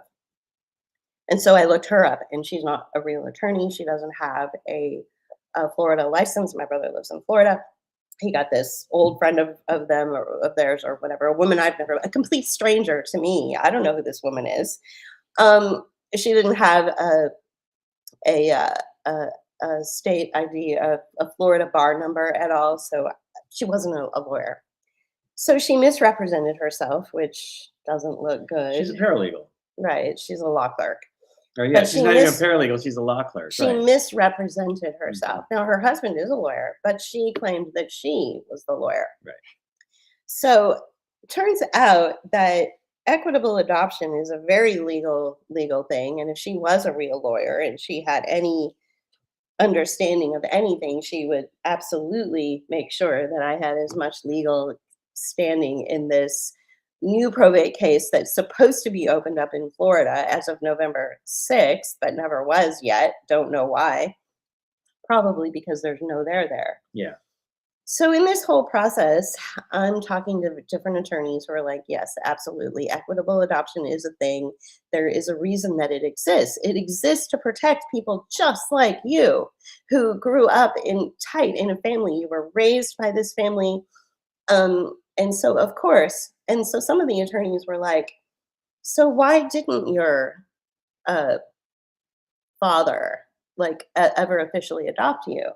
And I was like, well, it could have had something to do with the fact that I was diagnosed with a deadly, illness. And there were many times throughout my childhood that they thought that I was going to die. And so it was like, okay, spend all of our energy on the a adoption attorney or spend all of our energy at Stanford Children's Hospital trying to keep her alive? Like, which one? So my parents just opted to focus on keeping me alive. And they're like, okay, that actually fits the criteria. It says right here in equitable adoption, a serious illness would have had to prevent a legal adoption from taking place. So that box is checked off. So what happened to your biological father? The attorneys would ask me. I was like, what about him? I never met him. Silence. Crickets. Attorneys. What do you mean you never met him? I never met him. I never met my biological father. Okay, so unpack this for me. Tell me what you mean by this. And I'm like, well, uh, I was born, and less than a year later, my mom met my dad. They got married by the time I was like 1 or 2 years old, and they raised me, and I never met my biological father. And the attorneys are like, okay, that's not legal. Well, wasn't your You, mom married to your biological father at some point too? So the yeah, divorce took place before you were no, the divorce took place, I guess, after. after you were born, It's obviously. But unclear. It's yeah, unclear, and I can't find the records. This is wow, what's so frustrating. yeah. So somebody's not telling me what's going on. So the attorneys are helping me unpack this, and I've spoken to at least 3 attorneys who all say the same thing. So I'm like, okay, there's something to be said about what they're telling me.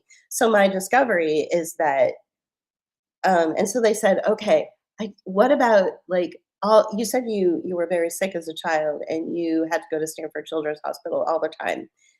Did your biological father know about that? Surely he would have seen your name somehow in these records. And I said, well, they gave me their last name.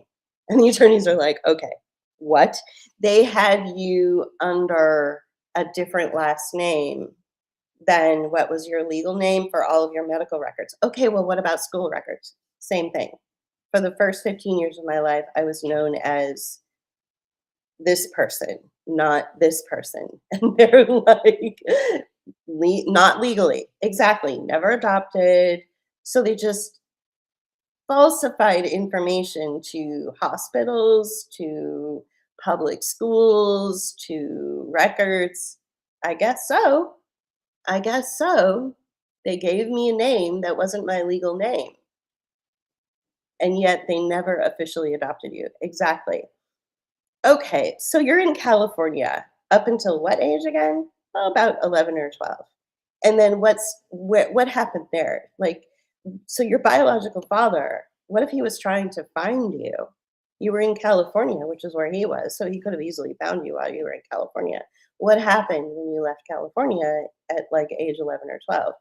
Well, we moved to Missouri, Illinois, Kansas City, Kansas, Kansas City, Missouri, Pittsburgh, Chicago.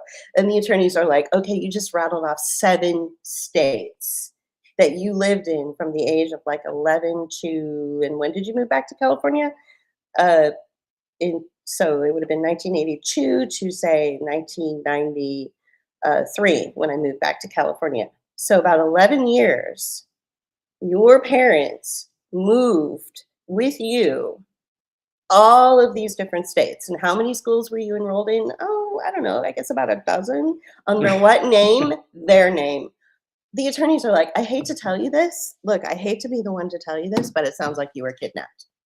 Like, if I'm going to go through all of this criteria, and it was, so you want to talk about the upside down? You want to talk about, the family that I love and that I grew up with, and the father that I love and adored. There's pictures of him holding me when I'm a little tiny toddler in front of the big whale at Marine World. There's pictures of me and my brothers together playing in the snow. There's pictures of me with my grandmother. And all this time, they're keeping me from my biological father. And the attorneys are like, look, you're going to need therapy. I'm sorry to say this, and then this probate case sort of exposed all of this to me because somebody was asking the right questions. And then I started to go back to my life growing up, and I'm like, Oh, yeah. So that one time that girl in that one town that I lived in was like, "Your parents are not good people. Come live with me, and my family loves you. Please, please get away from." I was like, "Whoa, whoa, whoa! My parents are nice people. What are you talking about? Everything's fine." And and even my own brother's wife, his mom. I don't know what she would be to me. So Her mom. so my brother's wife's mom, So it yeah, would be like your sister-in-law's mother. my sister-in-law's mother. She goes, "So you never knew your biological father?" I said, "No." And she said, "It sounds like your parents or your mom maybe kept you from him." And I was like, "No, my mom would never do that." And she just looked at me like, "Oh boy, you're in denial." She gave me one of those looks, that people give when you're just totally clueless. So I've been in a state of like deep denial We're for gonna a call you Queen of long. Sheba, or Nefertiti, the Queen of Denial, right? It's not a big deal because I have a good relationship with my brothers. I have, fairly good relationship with my mom. But the fact is to be told, "Oh, you don't have any rights because you're not like blood related to somebody," but then the very people that would keep me from having those rights are the ones to at fault. It's like you can't do that. And so I'm either going to expose all of this to the Florida probate court myself, and I have some support, from that. Some people in my life that are like, "You should totally do that," because I think Florida would get a good kick out of this, even if there's no money in those bank accounts that are in my grandmother's name, and there isn't. I spoke to the guy who kidnapped her, the guy who Was removed her from her the s- apartment the son of the half brother. Yeah. So again, my grandmother's biological mother, who she never had Well, a you don't have to relationship. You don't have to say that. You just say what he Well, is. because it's complicated. Yeah, but you already went through that. Yeah, but it's like the her half brother's son, I guess. Yeah. But again, it implies that there's some sort of relationship there. They never knew each Well, other. apparently she visited them. She visited them occasionally later on in life after her only son, my father, died. Yes. So, and they got involved and wedged themselves into her life. But anyway, he was telling me, yeah, when we kidnapped her and we bought the he's like admitting to this. I have it recorded. He didn't use those words. Oh, and he's a politician. So much. He's a politician in Wisconsin too, so that makes it even more. Okay, he's a councilman in a small an alderman in a small shit ass town. Exactly. Right. But yeah, politician all the same. But he didn't use so many words as like that, but he admitted that they moved her. Yeah. Yeah. And he's like, "Oh, and we went on spending sprees, like shopping sprees with her money." I'm like, okay. So the money's Did he really say? He didn't say that. He did say shopping sprees. Yes. Yeah, he did that. Yeah. So but the point is, as long as she's alive, she died in 2021. So between 2019 and 2021, she was apparently like going on shopping sprees and buying first class tickets to wherever the fuck, and they were having a great old time. As long as a person is alive, they can do whatever the fuck they want with their money, right? So that was fine. But I think the issue is, and the legal issue is, and the better thing to pay attention to is the fact that the person who removed her should have contacted her next of kin and said, "I just wanted you to know that your grandmother is okay. She's alive. We're moving her to Florida to be closer to some of her alleged family members." But none of that happened. So it turns out that my poor little brother, who was like 30 minutes away from the care home where she was living, never even knew she was there. They never even told him. And so there's definitely some really hinky stuff going on there. The story is so bizarre, and it's just totally like blown the lid off of my reality. It jumped reality's shark. It did. It jumped the shark of reality. It jumped the shark for sure. Yeah. So I'm not sure. Well, I feel very untethered now. Yeah, and I think, but in a broader context, it exposes the level of fraud that exists in our culture today. How fraud is just so normalized Yeah. and lying. Yeah. And then people go, gosh, I can't believe that these children grow up and massacre their parents. I wonder why. It's like, really? You've Oh. never heard of the fucking scapegoat, triad effect and all that dysfunction in families, So a lot of people have not. you know? So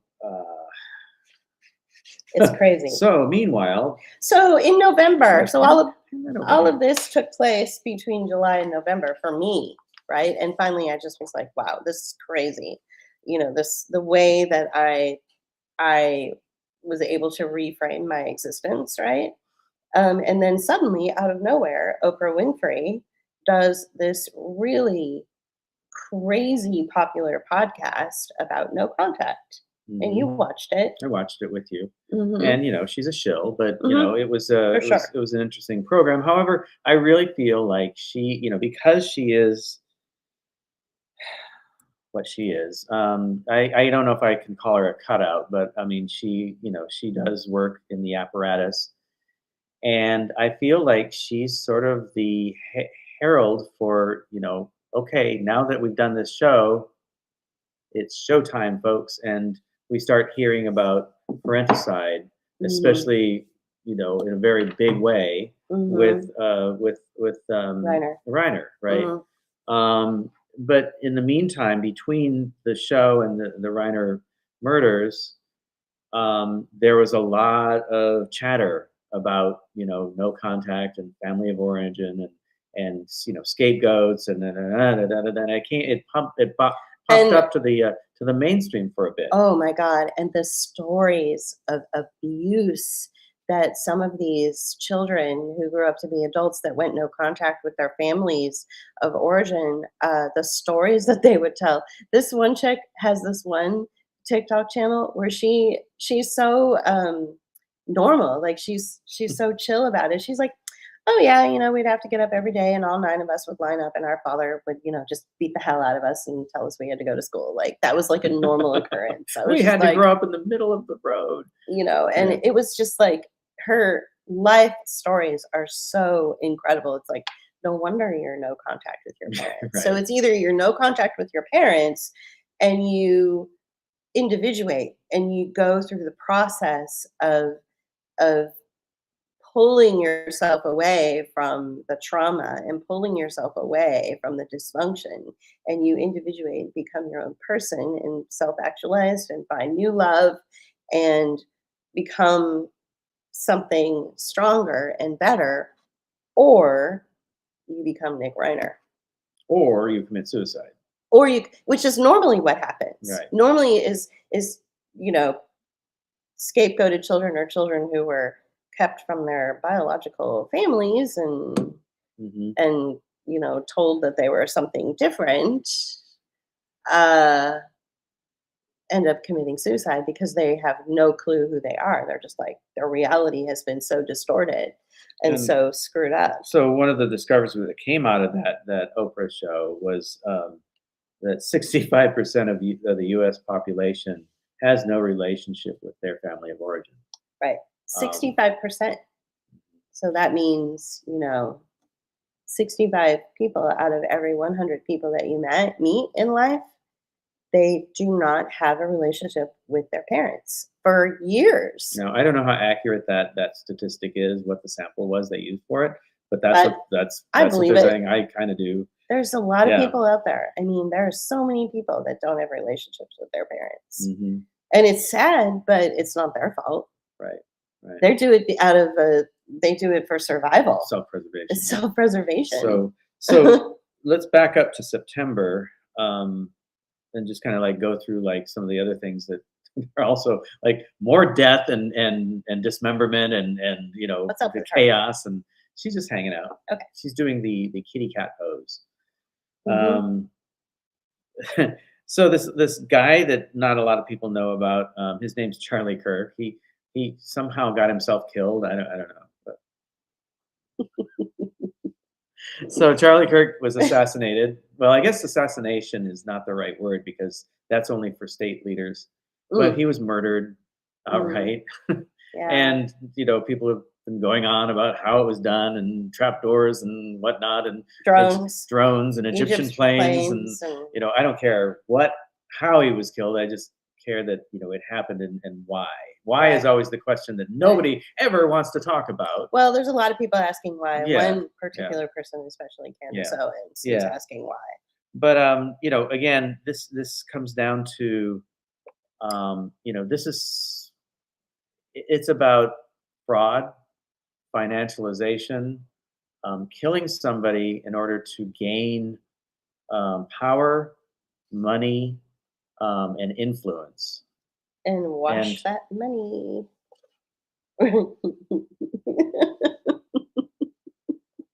And then I'm so sad about my husband dying. Stop. I'm grieving in my own way. This is the 6th stage of grief. Sequence pantsuits and pyrotechnics. Yeah. No, it's so Brian Thompson, if you go back to the beginning of this podcast or this broadcast, Brian Thompson was the CEO of United Health, right? Yeah, the insurance division.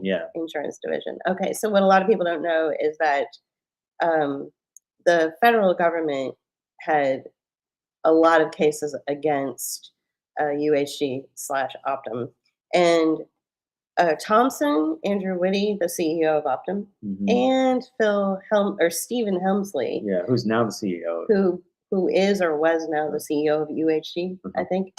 They were all under deep investigation with the feds. And they were being sued. They were being sued, like in so many multiple different courts, ways. I suspect that Thompson had struck a deal, and that Helmsley and Whitty found out about it. Whitty kind of disappeared into the woodwork, suddenly resigned or quit or was fired. I don't know. And Helmsley went up the ranks, especially after Thompson died. It's Sir Andrew Whitty to you. Yeah, it's Sir Andrew Whitty. So the point is that it wasn't Luigi Mangione. I think it was an inside job. It was Michael Clayton. It was an inside job. He was probably working a deal with the feds. He was probably going to disclose trade secrets from, what was going on at UHG as far as how they were defrauding the federal government and using certain Medicare programs and certain insurance programs in order to do it. I mean, there was a lot of investigation going on. And these 3 were named in every single one of them. So, and if you take one look at Stephen Helmsley, I mean, you're talking about devil horns. I mean, the guy, Mr. Burns, the guy is so creepy looking. He looks like the kind of guy that would pay to have a hit on Thompson. I mean, he just screams it. Just look at him. So, I mean, this kind of stuff happens all the time in that sector in corporate America, big corporate America. Not little corporate not murder necessarily, but the fraud. And then disappearing people. Usually what they do is they say, I want to quit, I want a severance, pay me, and I'll just go disappear. But I think what happened was Thompson was actually going to work a deal with the feds, and the company found out, the companies found out, and they were like, we can't have that. So, usually people just get their severance package and they get, their hundreds of millions of dollars, and then they just float away into their nonprofits. Here's your severance package paid in lead. Right. And they become like consultants or whatever. Yeah. Or they become, these experts that will speak at conferences, and, they're on the board. And so this is how you get them to go away when there's all of these federal investigations going on. But for some reason, they just decided to do it the way he just said. And I think what they did is they just poisoned him, and that he died.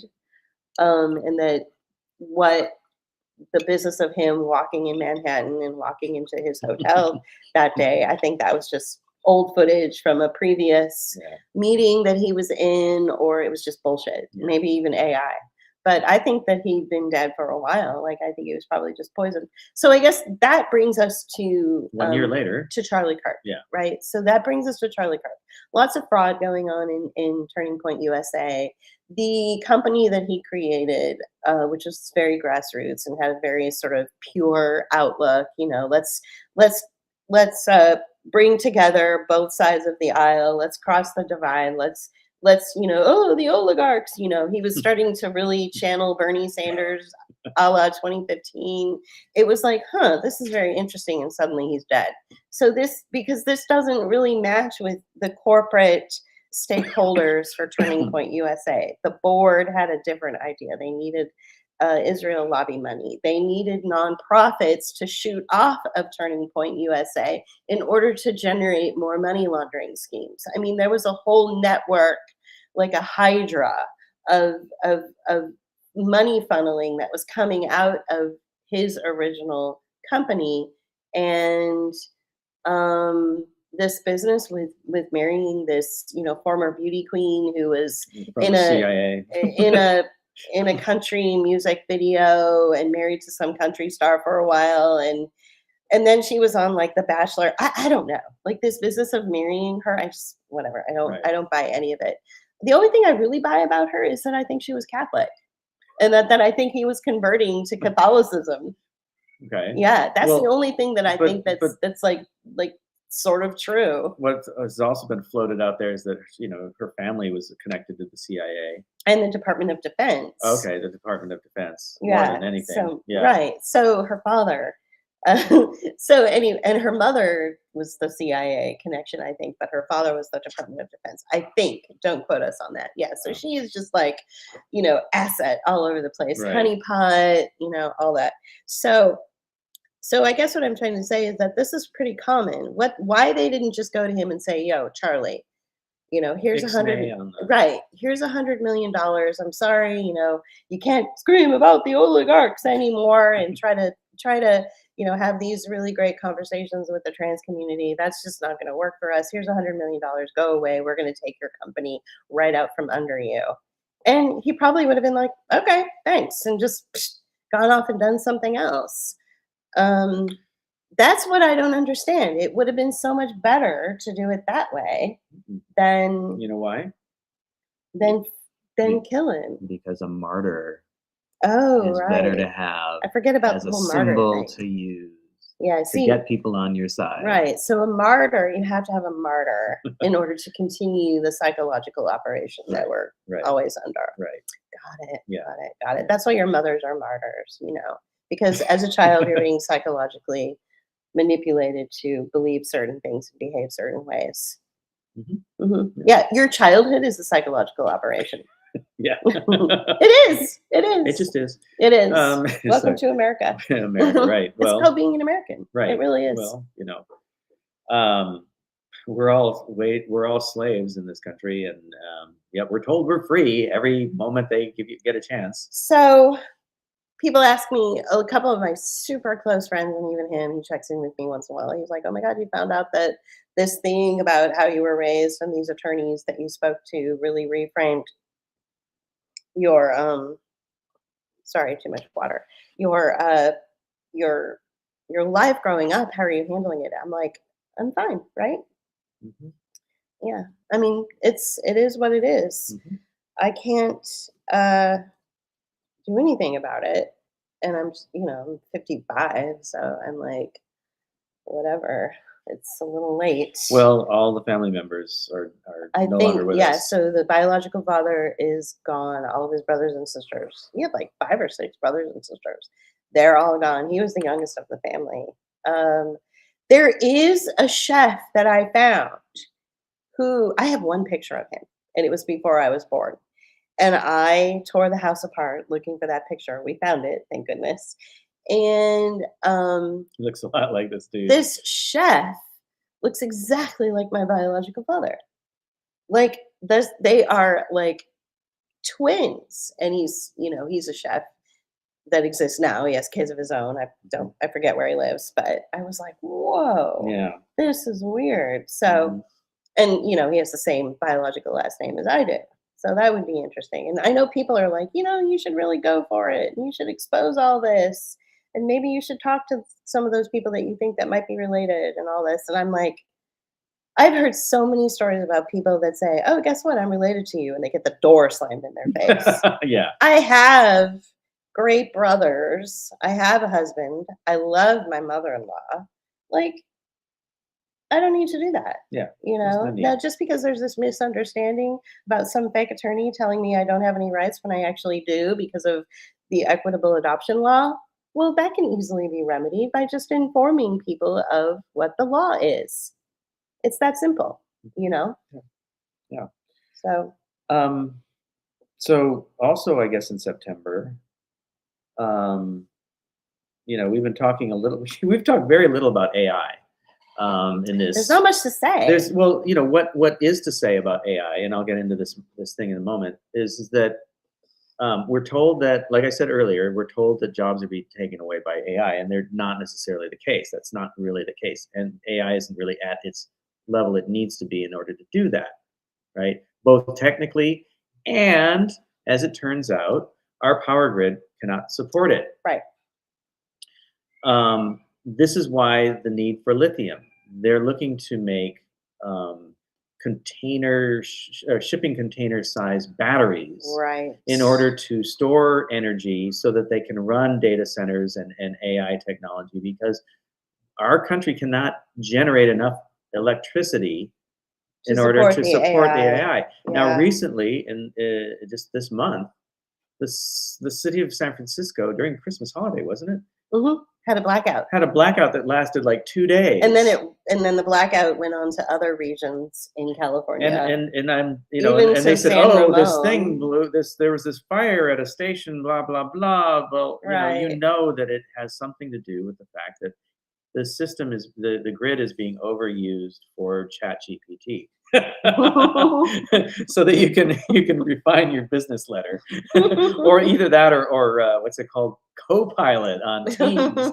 So Yeah, or you can make that silly meme, right, of Donald Trump's face on a cat or something. Whatever, yeah, whatever you want to do. That's what's overloading your power grids. That's what's causing people to have rolling blackouts for 2 weeks at a time in California. So suddenly, people can make AI memes. So suddenly, the state of California, the fourth largest economy in the world, is dealing with third world issues, right?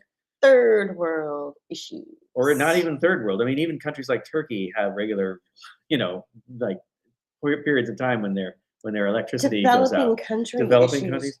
I would consider Turkey sort of a first world country, but Turkey is first world, but they still have issues with their energy. I'm reminding you that one time when I used the term third world, you got mad at me and said, no. They're developing countries. They're called developing countries. Well, that was when I was a little more... You were more liberal. Yeah, PC kind of, I've gotten a little more away from that. But, third world is an old way of describing it, though. People don't use it anymore. They don't so it's really not really worth arguing not. over. I would never use third world in a I'm surprised I did. Outside of this one. I know, right? I'm surprised you did too. Yeah, I know. Well, developing countries. Companies. Corporations. Developing companies. Yeah, well, they're all corporations. These corporations are operating as if they are developing countries or third world countries. Yeah. I mean, the national states, nationals. It's really bad. So that's what's going on with AI. AI doesn't have the capabilities that they say it does, and if it does, it's in the lab. It's in very small. It doesn't scale. Okay, and it will eventually take all our jobs away, because Julie did a piece about what was it called? AI Roxy. Is she scratching? She's scratching the couch. She has a scratching post, and she will not scratch on it. She will only scratch on the couch. Or whatever. Can someone please explain to me why a cat would do this? She just got a squishy tossed at her. Scratching the couch. You throw these squishy balls at her. Yeah. Well, I remember I just softly tossed it. I remember toward her. having a friend in California. I told you this, right? So I had this friend in California who, in San Francisco, and she had this black cat, and she named the black cat Anathema, Mm. and anathema means like Yeah. pure evil. And this cat was, of course, crazy because black cats are, and so Not all, Not all. I know. So Orange all cats. Oh, over, orange cats are. yeah, orange cats are insane. Yeah. So all over her apartment, which was this really cool sort of noir apartment you would see in like a 1950s film, um, she had these little spray bottles, and on the spray bottle it would say cat repellent. And so whenever the cat would start acting up or scratching, she'd just grab the spray bottle and spray her and be like, anathema, and spray her. And so what happened was she had to learn. So the spray bottles are everywhere, and she kept spraying her, and anathema kept acting out and kept being bad. And she's like, I don't get it. And so she actually took the cat to the vet along with the spray bottle and said, I was told by a cat expert that to spray the cat with water, it would stop acting out, but she's not, she's still acting out. Like, what am I doing wrong? And here's the spray bottle I'm using. It's just got water in it. And the vet's like, you have to turn the nozzle not on mist. You have to turn it on spray. Like, so she would like spray anathema, and the cat would be like, "Oh, it's nice mist. Right. Thank you, mommy," Thank you. and like lick her, and then continue to be bad. So she had to turn it to like a sharp spray, like so that helped. Wow. Yeah, So but I'm not gonna. In the meantime, anathema's going. Yeah, probably. Wow. So, okay, what were we talking about? Cats. All right. So AI. Yeah. So OpenAI, the creators of ChatGPT, Sam Altman. Sam Altman, and NVIDIA. NVIDIA. So Uh, explain what NVIDIA does. NVIDIA is a chip manufacturer. They started out. They make. They're not. What are they called? They're called. Lithium? No.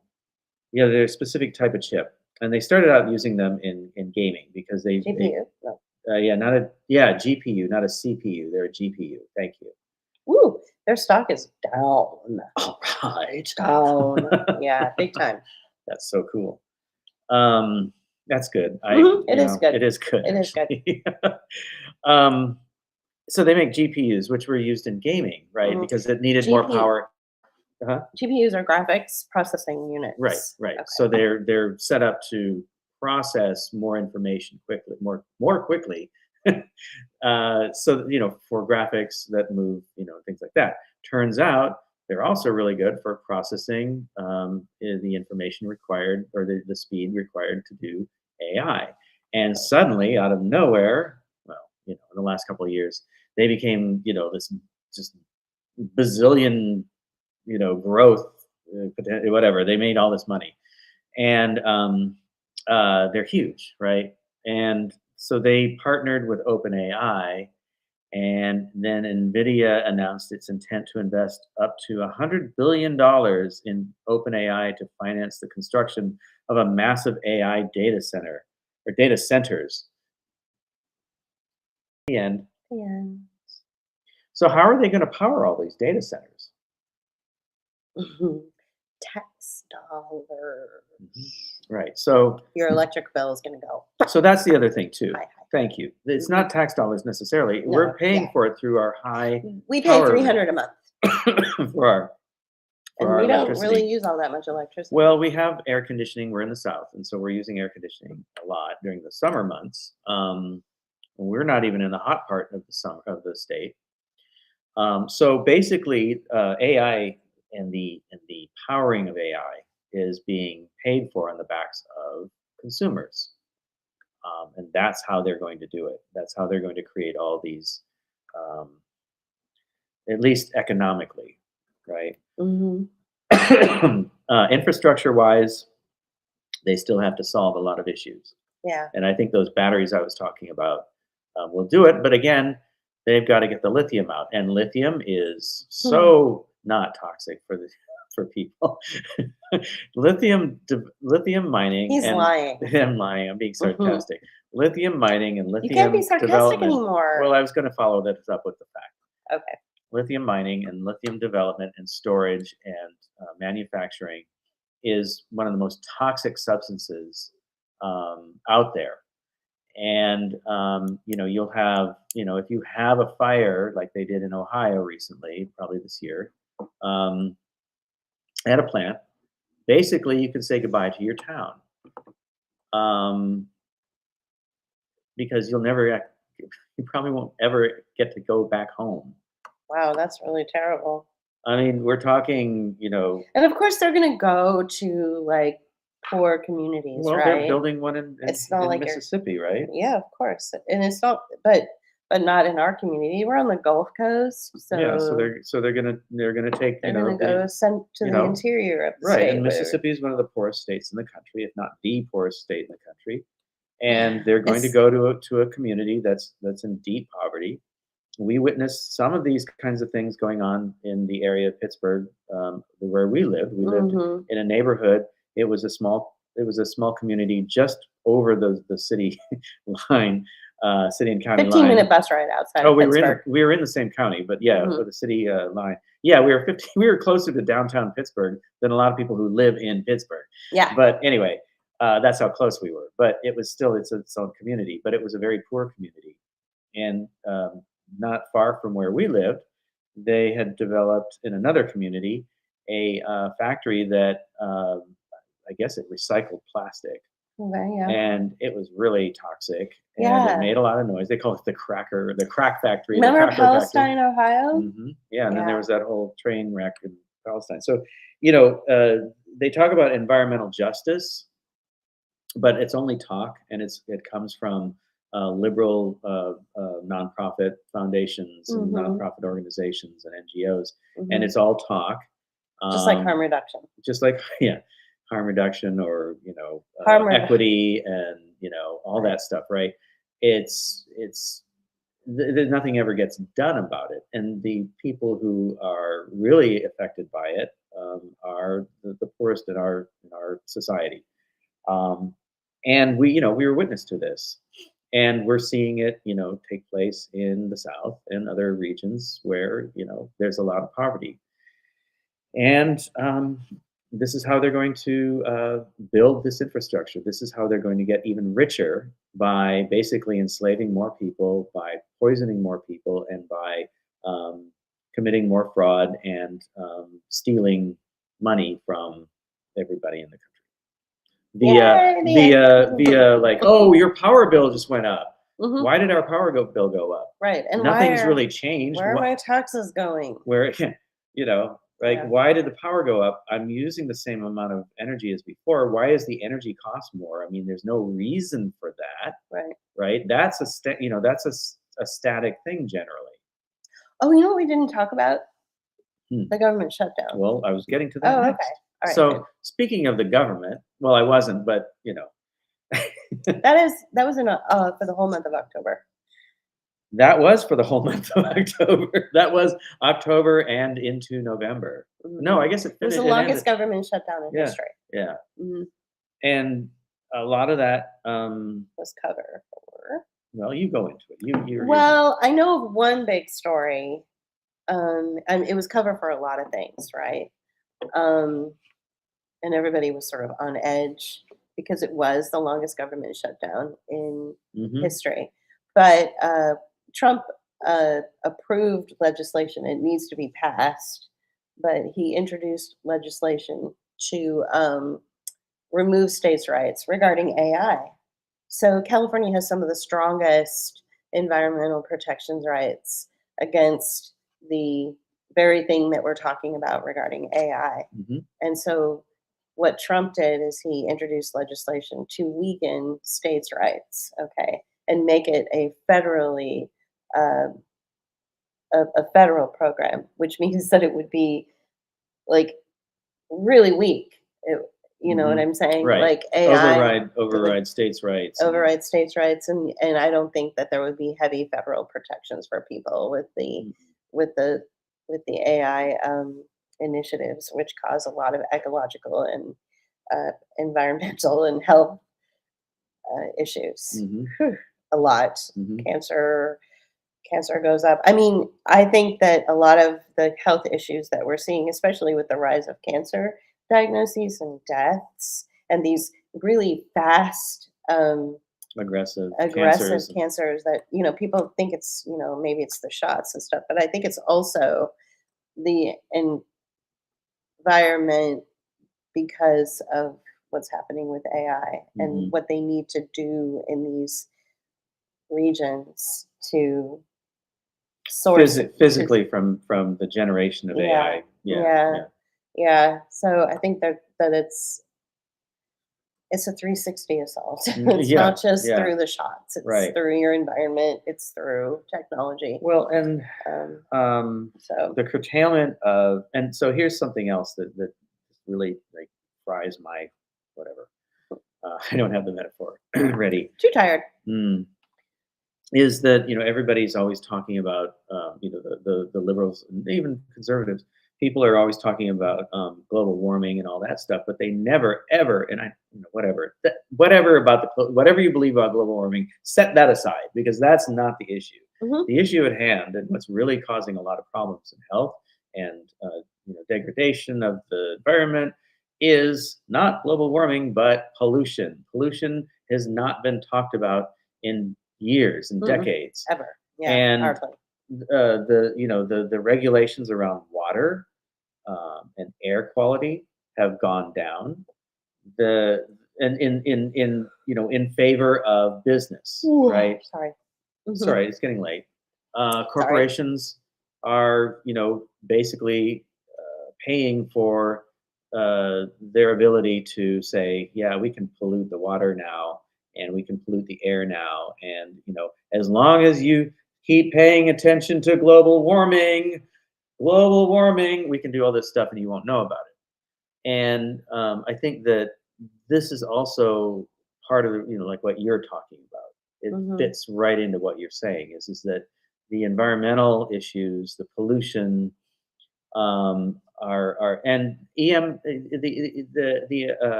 electromagnetic frequencies I Hmm. would consider also part of pollution. Hmm. And this is coming through in large towers for microwave towers for cell phones and whatever version of G they're up to these days and all these things are going to come into play in affecting our health, Hmm. you Yeah. know? Yeah. And so it's like you said, it's a 360 assault. Yeah. Yeah. It is. Um, I think we're up to December. yeah. That was, I guess, Rob Reiner's murder was this month, Yep. and the discovery around that is,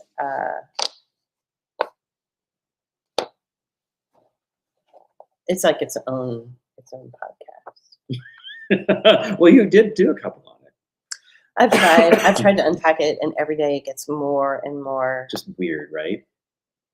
Yeah. Okay. So, um, like it's weird because I came out early and said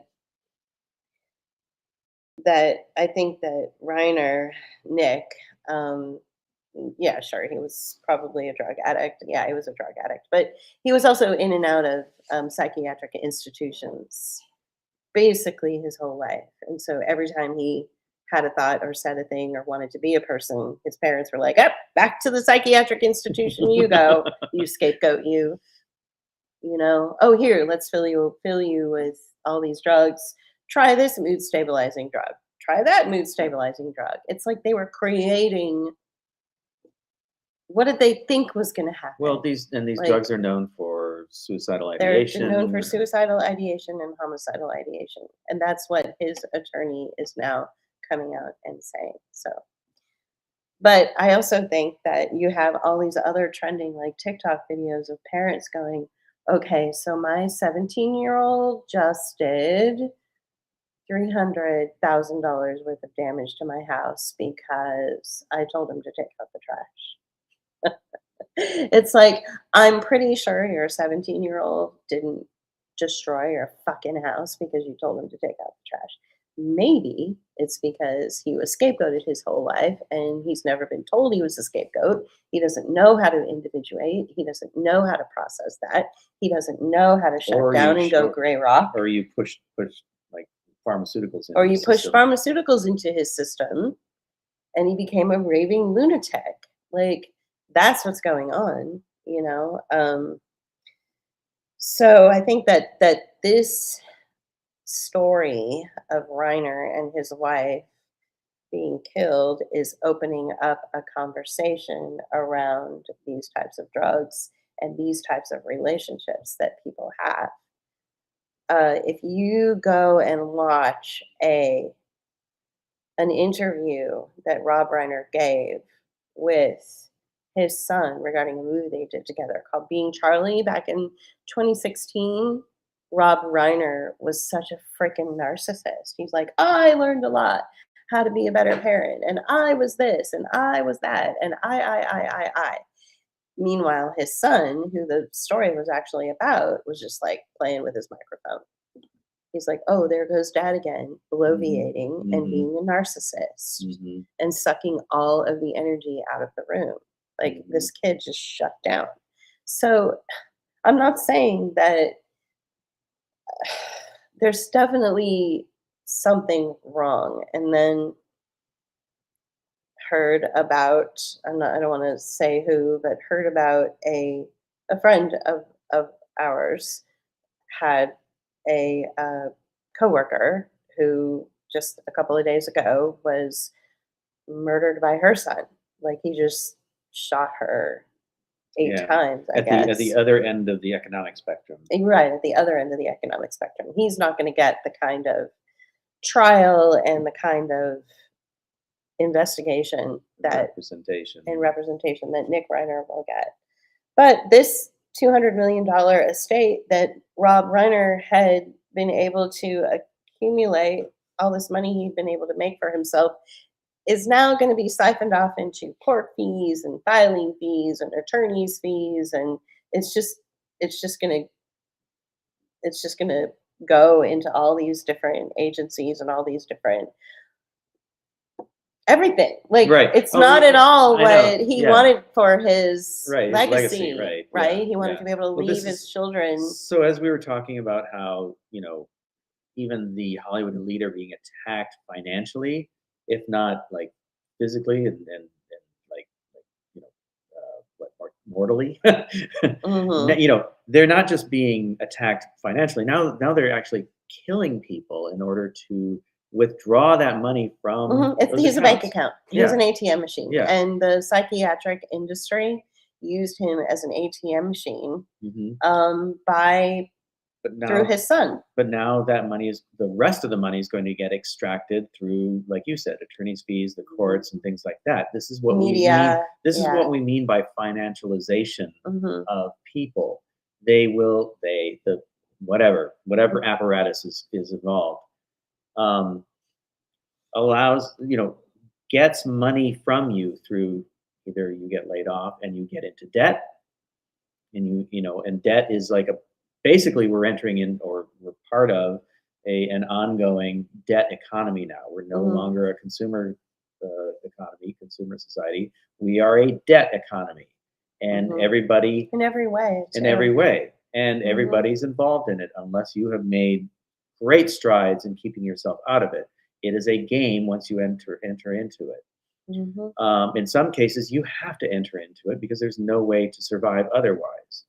And this debt peonage is going to be part of the ongoing, slavery that goes on in the United States, whether it's wage slavery, actual slavery if you're in prison, or debt peonage, right? And so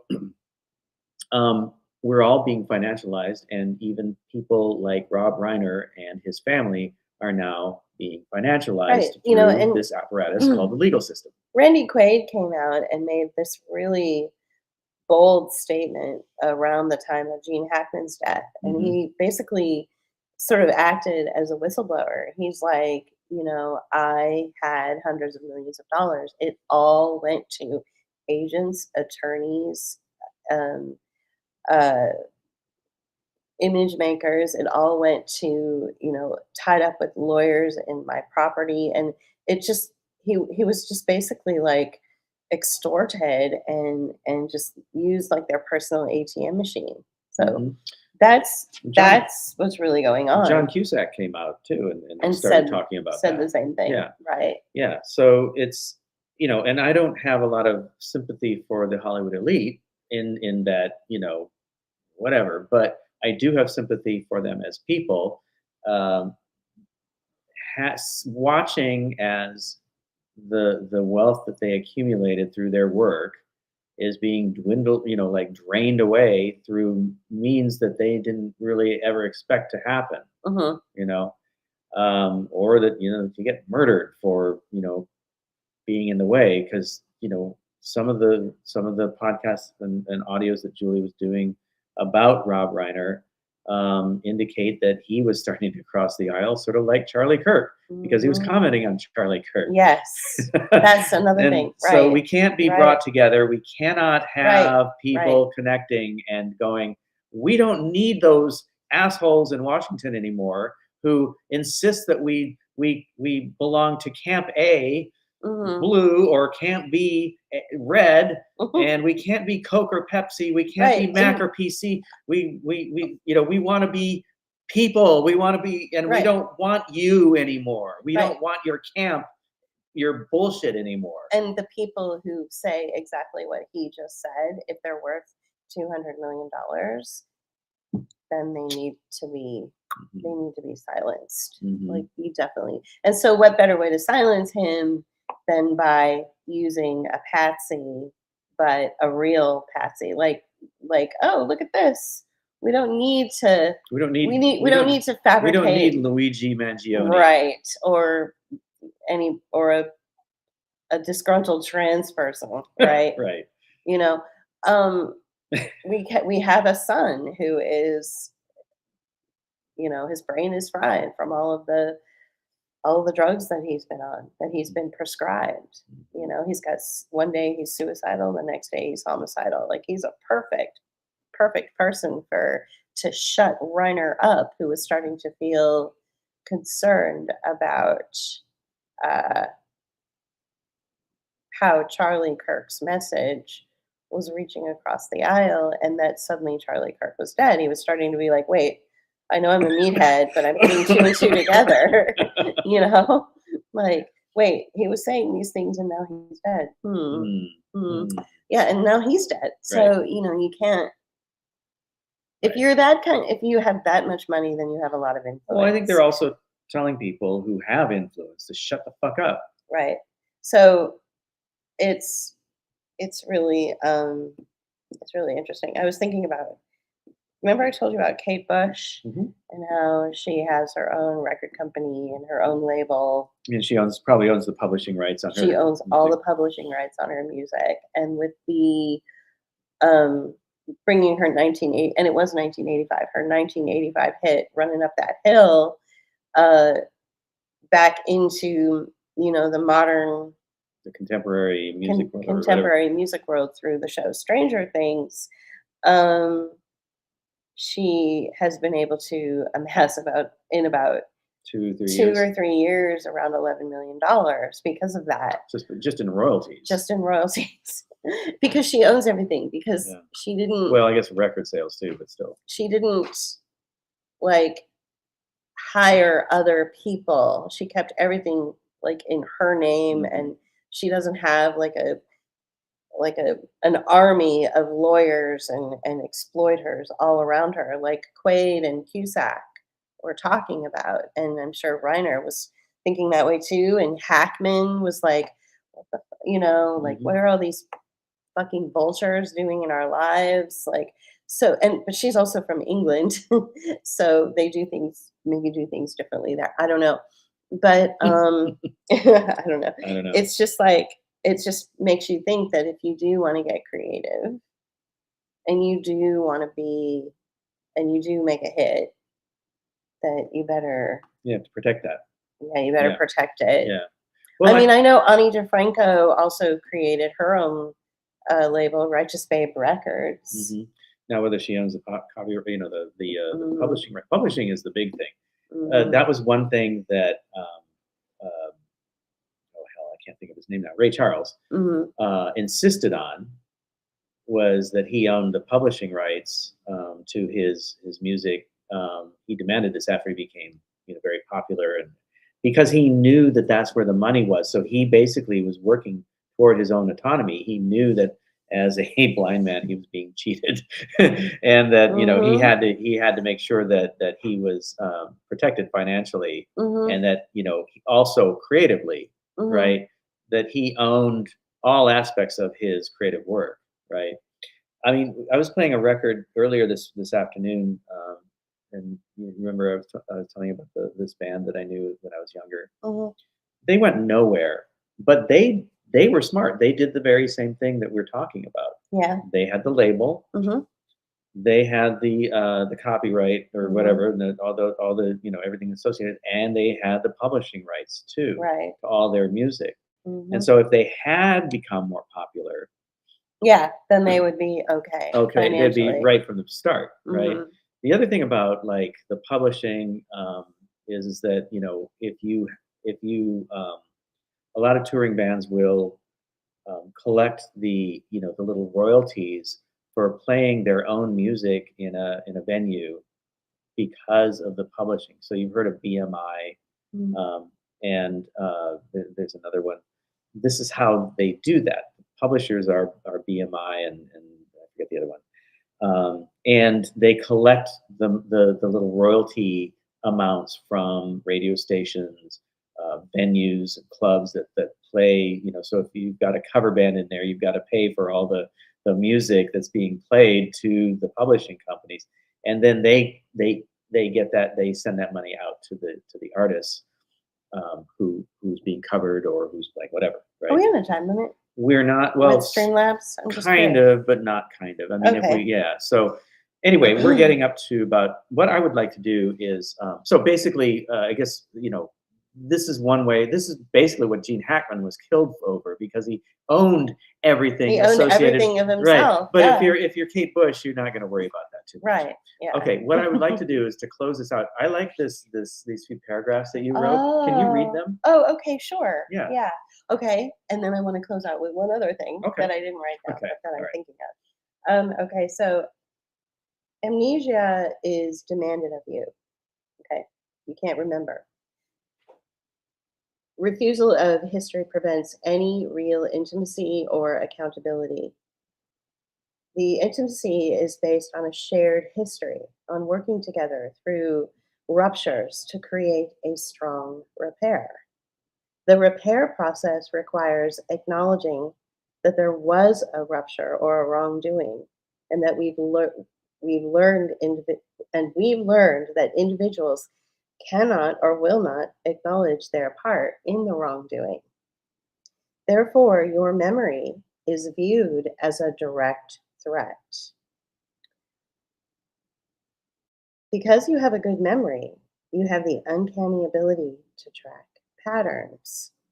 When Nick Reiner corrected Rob Reiner's account of something by having a better memory of the event, it was a direct threat to Rob's ego.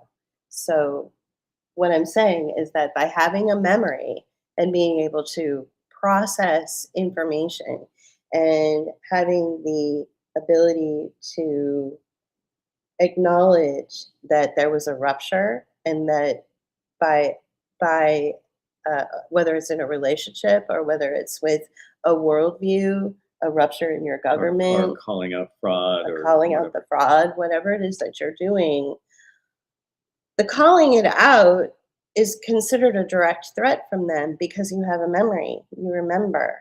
Um, and so it's important that you're memory go away. And how do you make a memory? How do you fracture a person's memory? Through stress. Through stress and trauma. That's why we have 2 fires in Europe right now. Right now. Mhm. Yeah. Okay, so 2025 was a year of discovery, and with that discovery comes trauma bonds. From ghost jobs to rapid unemployment to open murder, the bonds of trauma are actually 200% stronger than love bonds. Operatives are looking for you to bond with them and replace sincerity with your trauma bond. So, the love of your parents is pretty strong. People say, oh, there's no stronger bond than the love of a mother for her child. That's actually bullshit. And family ties. And are family stronger, blood ties. is thicker than water. The bonds of trauma are 200% stronger than those family bonds. That means that all those children that have been traumatized are now bonded to their trauma more than they are bonded to their rescuers, more than they are bonded to the healing process and to the love process. It takes a lot of work to unbond from that trauma, right?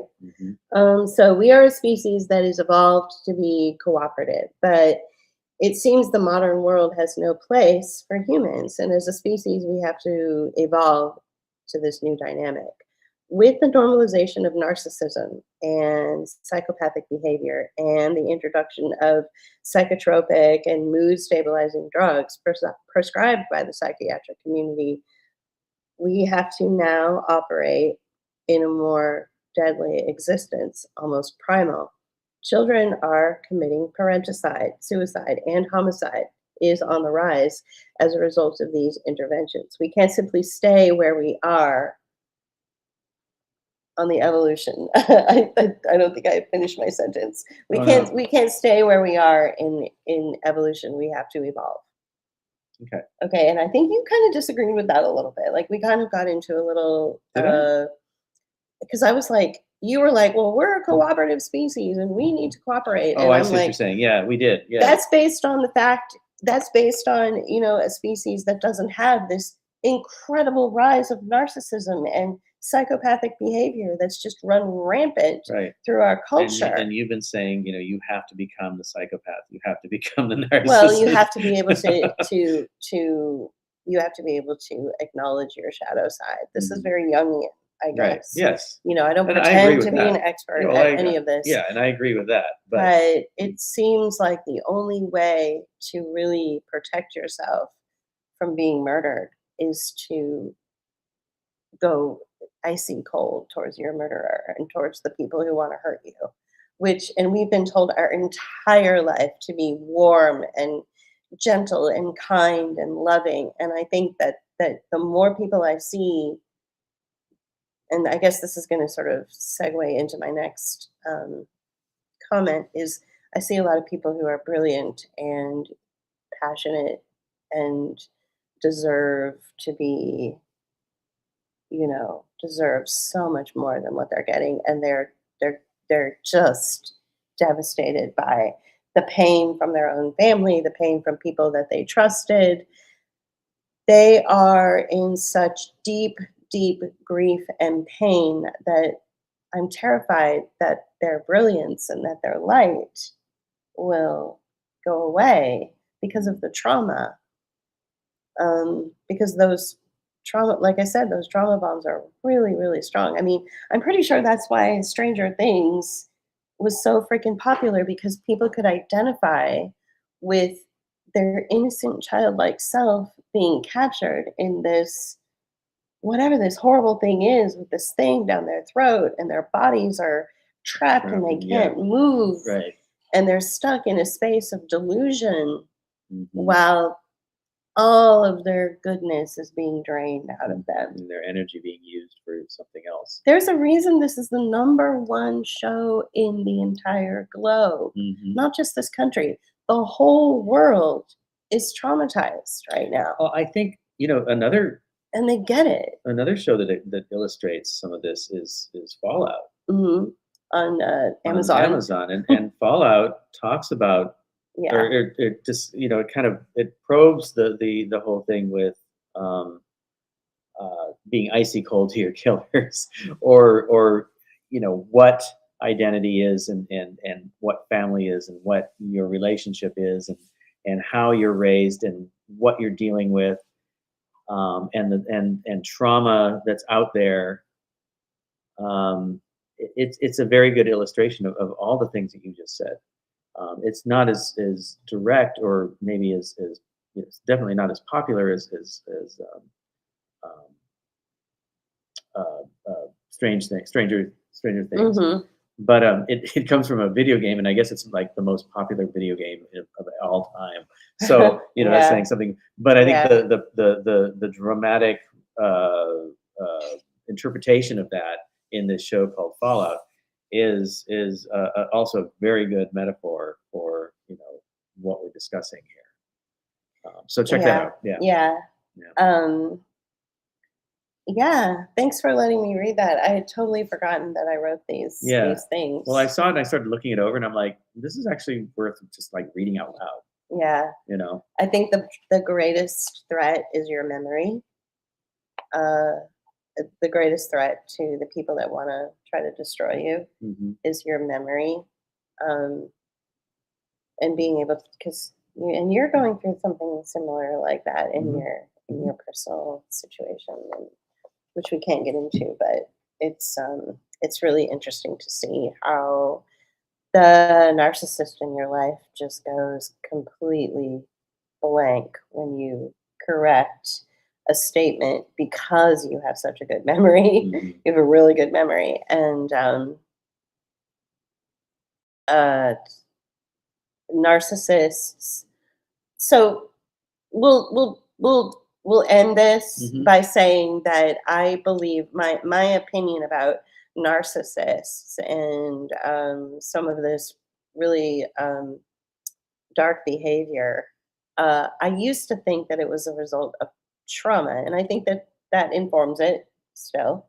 And I think that it's like, oh, hurt people. That was like a really Pretty trite. easy trite cliche for people to reach to. But I'm actually learning more through um, oh, what's his name? I just mentioned him too. Peter. Peter Salerno. Yeah, Thank you. yeah. That it's actually hereditary. And he believes that it's hereditary, and he caught a lot of backlash from, I think, from Sam Backman, who's supposed to be the ultimate,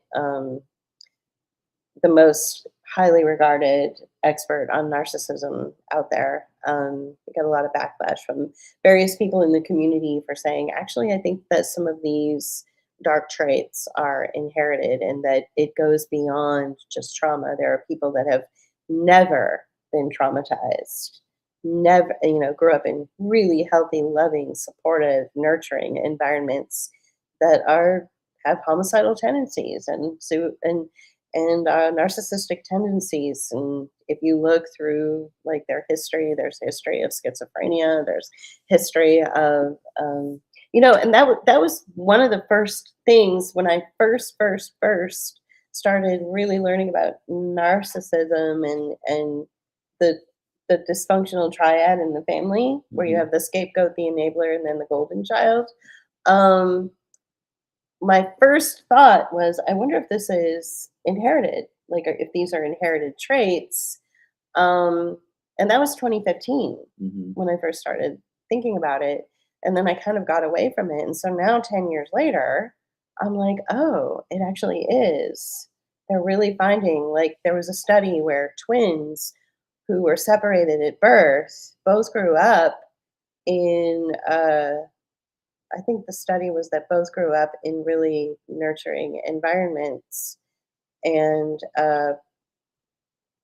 one became narcissistic and psychopathic, and the other didn't. I forget how Yeah, it I forget is, how he was. but it was this study with these twins to prove that it wasn't the environment. It proved that it wasn't low self esteem or trauma or whatever, or abuse, that it was hereditary.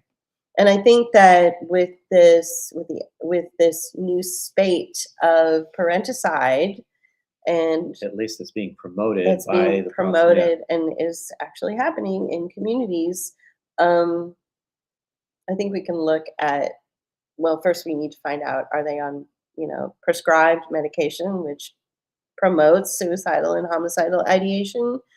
And also we should look at family history. So, you know, I know somebody who, um, See, I know somebody whose brother is schizophrenic, and so the brother is schizophrenic, right? And then the brother didn't have any kids, but the sibling did, and so the children of the sibling who was not schizophrenic is not schizophrenic, but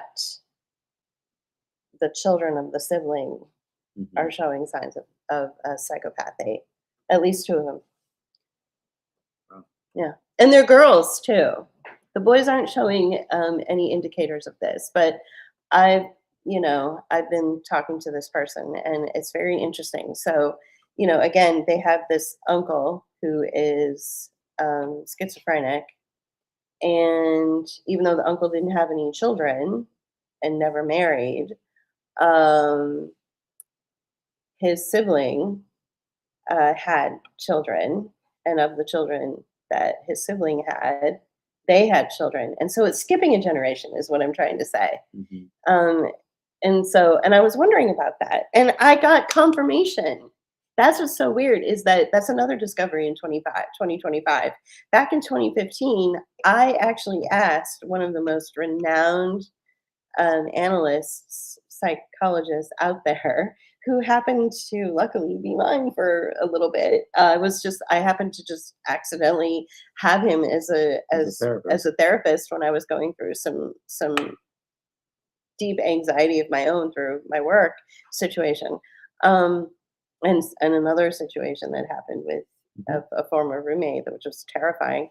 I asked him outright. I asked him point blank, is it possible for schizophrenia to be inherited? And he's like, oh, no, no, no, no, no, no, no, no. And he went on to quote the DSM model, or, and the diagnostic, that all licensed, professionals use. And it's the mainstream, it's the mainstream analysis of this. And so Peter Salerno's position is very controversial right now, or it was like a year ago. Well, I think it still is. I think And he's it's still still catching kind of flack. Yeah. But I really do think You go that, against the establishment, you're going to catch flack. right. It's like you go to your doctor, and your doctor might say, does your family have a history of heart disease? Does your family have a history of high cholesterol? Yeah, why would the brain be any different? Why would the brain or personalities be any Traits, different? Personality traits be any different? So I think that if you're dealing with people in your life who are hurting you, there's the response to that is, oh, well, hurt people, so we need to be kind to them. No. Don't hurt the people that are trying to oppress you. Don't try to reason with your oppressors. Right. Like, what are you doing? Get away from them. Protect yourself, individuate, and find people who will help bring the light back. Because I think this is what's next, is that people who are really, really brilliant and really, really good at analyzing really important things to help us get through whatever it is whatever it is we have to get through in this time. Their light is fading because of their grief and because of the pain that has been inflicted on them, and it's not anything that they asked for. And that's what's so tragic about this. And so, it's always the good ones that get killed. It's always the good ones that they try to, snuff out the light. So yeah, And if not, that's my like, biggest concern. yeah, if not, like, kill them outright, snuff out the light. Yeah, Yeah. and just put them in a space of deep grief and deep pain and, where it's so difficult to function. We've all been there, Mhm. and we've all had to pull ourselves out of these really dark spaces. But now I think it's even harder than ever. Mhm. for It people, is. You know. Yeah. Yeah. So connection is really important. All All right. right. Yeah. Well, wow. Mhm. That's been Well, you know, Happy New Year. yeah. Thank you for tolerating us for all Well, these hours. that's 8 months of bookmark that haven't gone on, right? So, Yeah. So you know, we used to do these regularly, we and started weekly. they would last about an hour Yeah. maybe. Yeah. But 2 cross country moves in 5 years, huge life changing discoveries about family of origin, job loss, job gain, and all the stuff that comes with that. Yeah. It's been impossible So to dedicate as much time to this the channel. last 10 years have been really crazy. Yeah, it And has. like Julie said, in the last 5 years, well, in a period of 5 years, we're going back 7 at this point, but within that 7 years, 5 years of time, the first 5 years of that time, we moved from San Francisco to Pittsburgh. And then after 5 years, we moved to the Gulf Coast in Mississippi from Pittsburgh. That's many days of travel and investment in time and money. Hmm. And it's taken, when I was in Pittsburgh, it took me 2 years to kind of regain my creative footing. And I'm finding the same thing with the move to Mississippi. I'm only now starting to regain my creative footing again, to where I'm starting to play music and think about making visual art again. So hopefully in the future, Book of Hours will be hosting some other content that's more than just this. But I kind of miss the bookmark. I think the reason we were so sloppy, and the reason that the show notes and the dates were all so sloppy. I think also our delivery tonight has been kind of like we're kind of all over the place. But It's also the first day of the year. it's the first day of the year. It's We're also, a little sleep deprived. yeah. But yeah, I think for also, real. but we just haven't been practicing. We haven't been doing this show very much at all. We haven't done one for 8 months or more. Hmm. And so I think that that's also influencing, the delivery tonight. But for those of you who are watching, thank you for joining us. And for those of you who are watching the recorded version, thank you for sticking with this entire broadcast. Do you have any other thoughts, Julie? No, I mean, I think that we should be prepared for some shit in Yeah. 2026. Mhm. I think it's going to be a kinder, gentler year, maybe on a personal Mhm. level. Like for us, I think it's going to be kinder and gentler to us because everything from the discovery of heart tumors to the discovery of what happened in my family of origin and my grandmother. This is all personal stuff, and that hit me. It's just like I just kept getting hit. Mhm. Just kept getting punched. I think 2026 is going to be kinder and gentler, but I think on a national scale, there's going to be some shit that goes down. I Yeah. mean, we're talking about what was that term that I found? That financial term. Oh, Um, yeah, Sigma a event. Sigma event. So Yeah. we're looking at some real financial stuff. This is why silver suddenly shot through the roof, and then it's starting to trickle down a little. Mhm. So Yeah. just there's Well, going and to then be also something. astrologically, the Chinese year of the horse is coming up to Mhm. replace the year of the snake, which Julie did a whole series of podcasts on.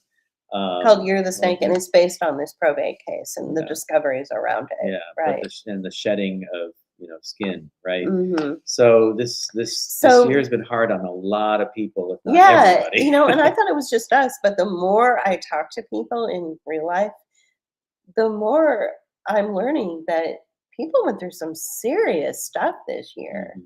like really painful stuff this year. And I'm like, okay, so it wasn't just me. And you have to recall that when a snake sheds its skin is when the snake is the most vulnerable. So it's during that time when he's rubbing his body up against that rock to get rid of that skin, that's when the predator comes and kills him, because that's when he's his most vulnerable. So the year of the snake made a lot of us vulnerable. We had to shed some old ideas and some old Habits and ways, and also for me, I think I was in denial about some things, and so I had to shed some skin, and it made me very vulnerable, and that vulnerability caused some health problems. It left an opening for the stress of the knowledge of what I was discovering in 2025. That stress translated to a heart tumor. It translated to lack of blood flow and some other issues, which were life threatening for a bit, and kind of still are, but I'm managing. So, it's, Yeah. I think the year of the horse is going to be, we're all going to be stronger. Horses are very strong, Yeah. Well, we'll all get some ivermectin. And, the horse paste. the horse. No, but I'm serious. It should be a better year. Because that stuff, there's something to it. There's millennia of practice, this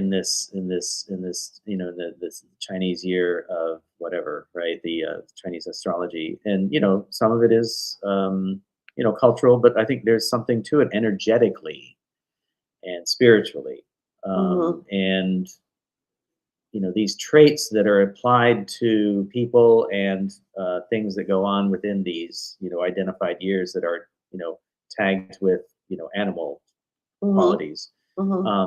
There's a lot of truth to them, and I put a lot of you're not the faith only in one. that, and I'm not the only one. Well, I mean, there's a whole culture of people that right. make up a big part of the population, right, of the world. So they have parades about it every year. They have parades about it every year. Neighborhoods. Right. Yeah. So also, corporations tend to follow these kinds of things as well. You've got stakeholders that pay attention to everything that you're saying. Yeah, so trends it's not just woo. Right. It's a thing. And so I think also, the world, life, our life, and the world we live in is cyclical, right? And so it goes in cycles, and that astrological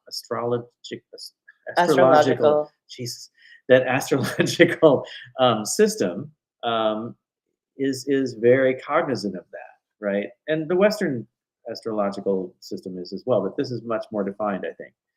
And because it encompasses a whole year, and a cycle of 12 years, that you can gain insights from what these qualities are and what these traits are that you're looking for, and understand how to navigate the world and your life using those as markers and as oracles. Right. It's true. Yeah. You can. Yeah. You can. You don't have to take it literally, but if you look at certain traits and look at certain things, you can use those as markers as you go along. Right. And so that's all I have to say about that. Yeah, it's true. I mean, you got to align yourself with the right kind of people. And if you don't follow these really just kind of generic, basic, sort of, if you don't navigate through that a little bit, you can find yourself in like really abusive, toxic relationships. You have to align with the right person. Right. Right. Yeah. So if that's what you want, if you want to be alone, you want to be alone. But I think most people don't want to be alone. We're not creatures meant to be alone. Right. Right.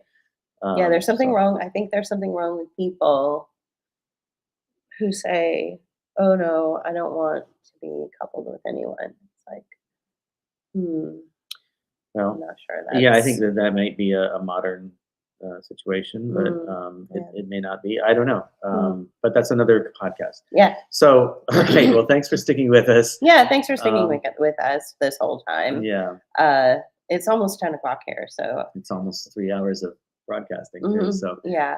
thanks for sticking with us, and we will see you another time. Julie will continue her podcasts and audio releases. I will be in and out over the next few months, and maybe we'll start showing you some other things. Thanks, CV. So CV says, thanks, JP and Julie. It's been interesting, and also appreciate the humor. Good to see you back on this format. Thank you. Thanks. I know we need to do more of these. There, and I need to like update the introduction and stuff. So look, 2025 kicked our ass. It really did. It really 2025 did kick our ass. Somebody says, oh, go ahead. Yeah, that's all that there's. Right. Somebody said, Sam Vaknin says, isolation and solitude is most natural. That to be together is to make a shared fantasy. Well, I think he's an asshole. Oh my I don't God. like Vaknin, and I especially hated him during the COVID period. He was a real dickhead. So, who said that? Who made that comment? Lee. Hi, Lee. Okay. Yeah. So, all right, cool. Well, thank you, Lee. Thank you. Happy New Year, everybody. Yeah. And have a great year. And we'll see you again very soon, I'm sure. I know. He's interesting. Okay. Interesting. Yeah. That's always a loaded word. Yeah. Watch. I can't think of it. Dude from England. Peter Salerno. Oh, Peter Salerno. Yeah. Peter Salerno. Check him out. Yeah. Check him Peter out. Salerno. Yeah. All right. Cool. We're outie. Bye. Bye. Great chat. Miss you. Happy New Year too. Happy New Year. Okay. Bye. Bookmark is made possible by our patrons and supporters. You can help us continue our work by becoming a patron at patreon.com/bookofhours. Join Rockfin or leave us a tip at rockfin.com/bookofhours, or leave us a one-time donation at paypal.me/bookofhours. Or you can use Cash App. Thank you.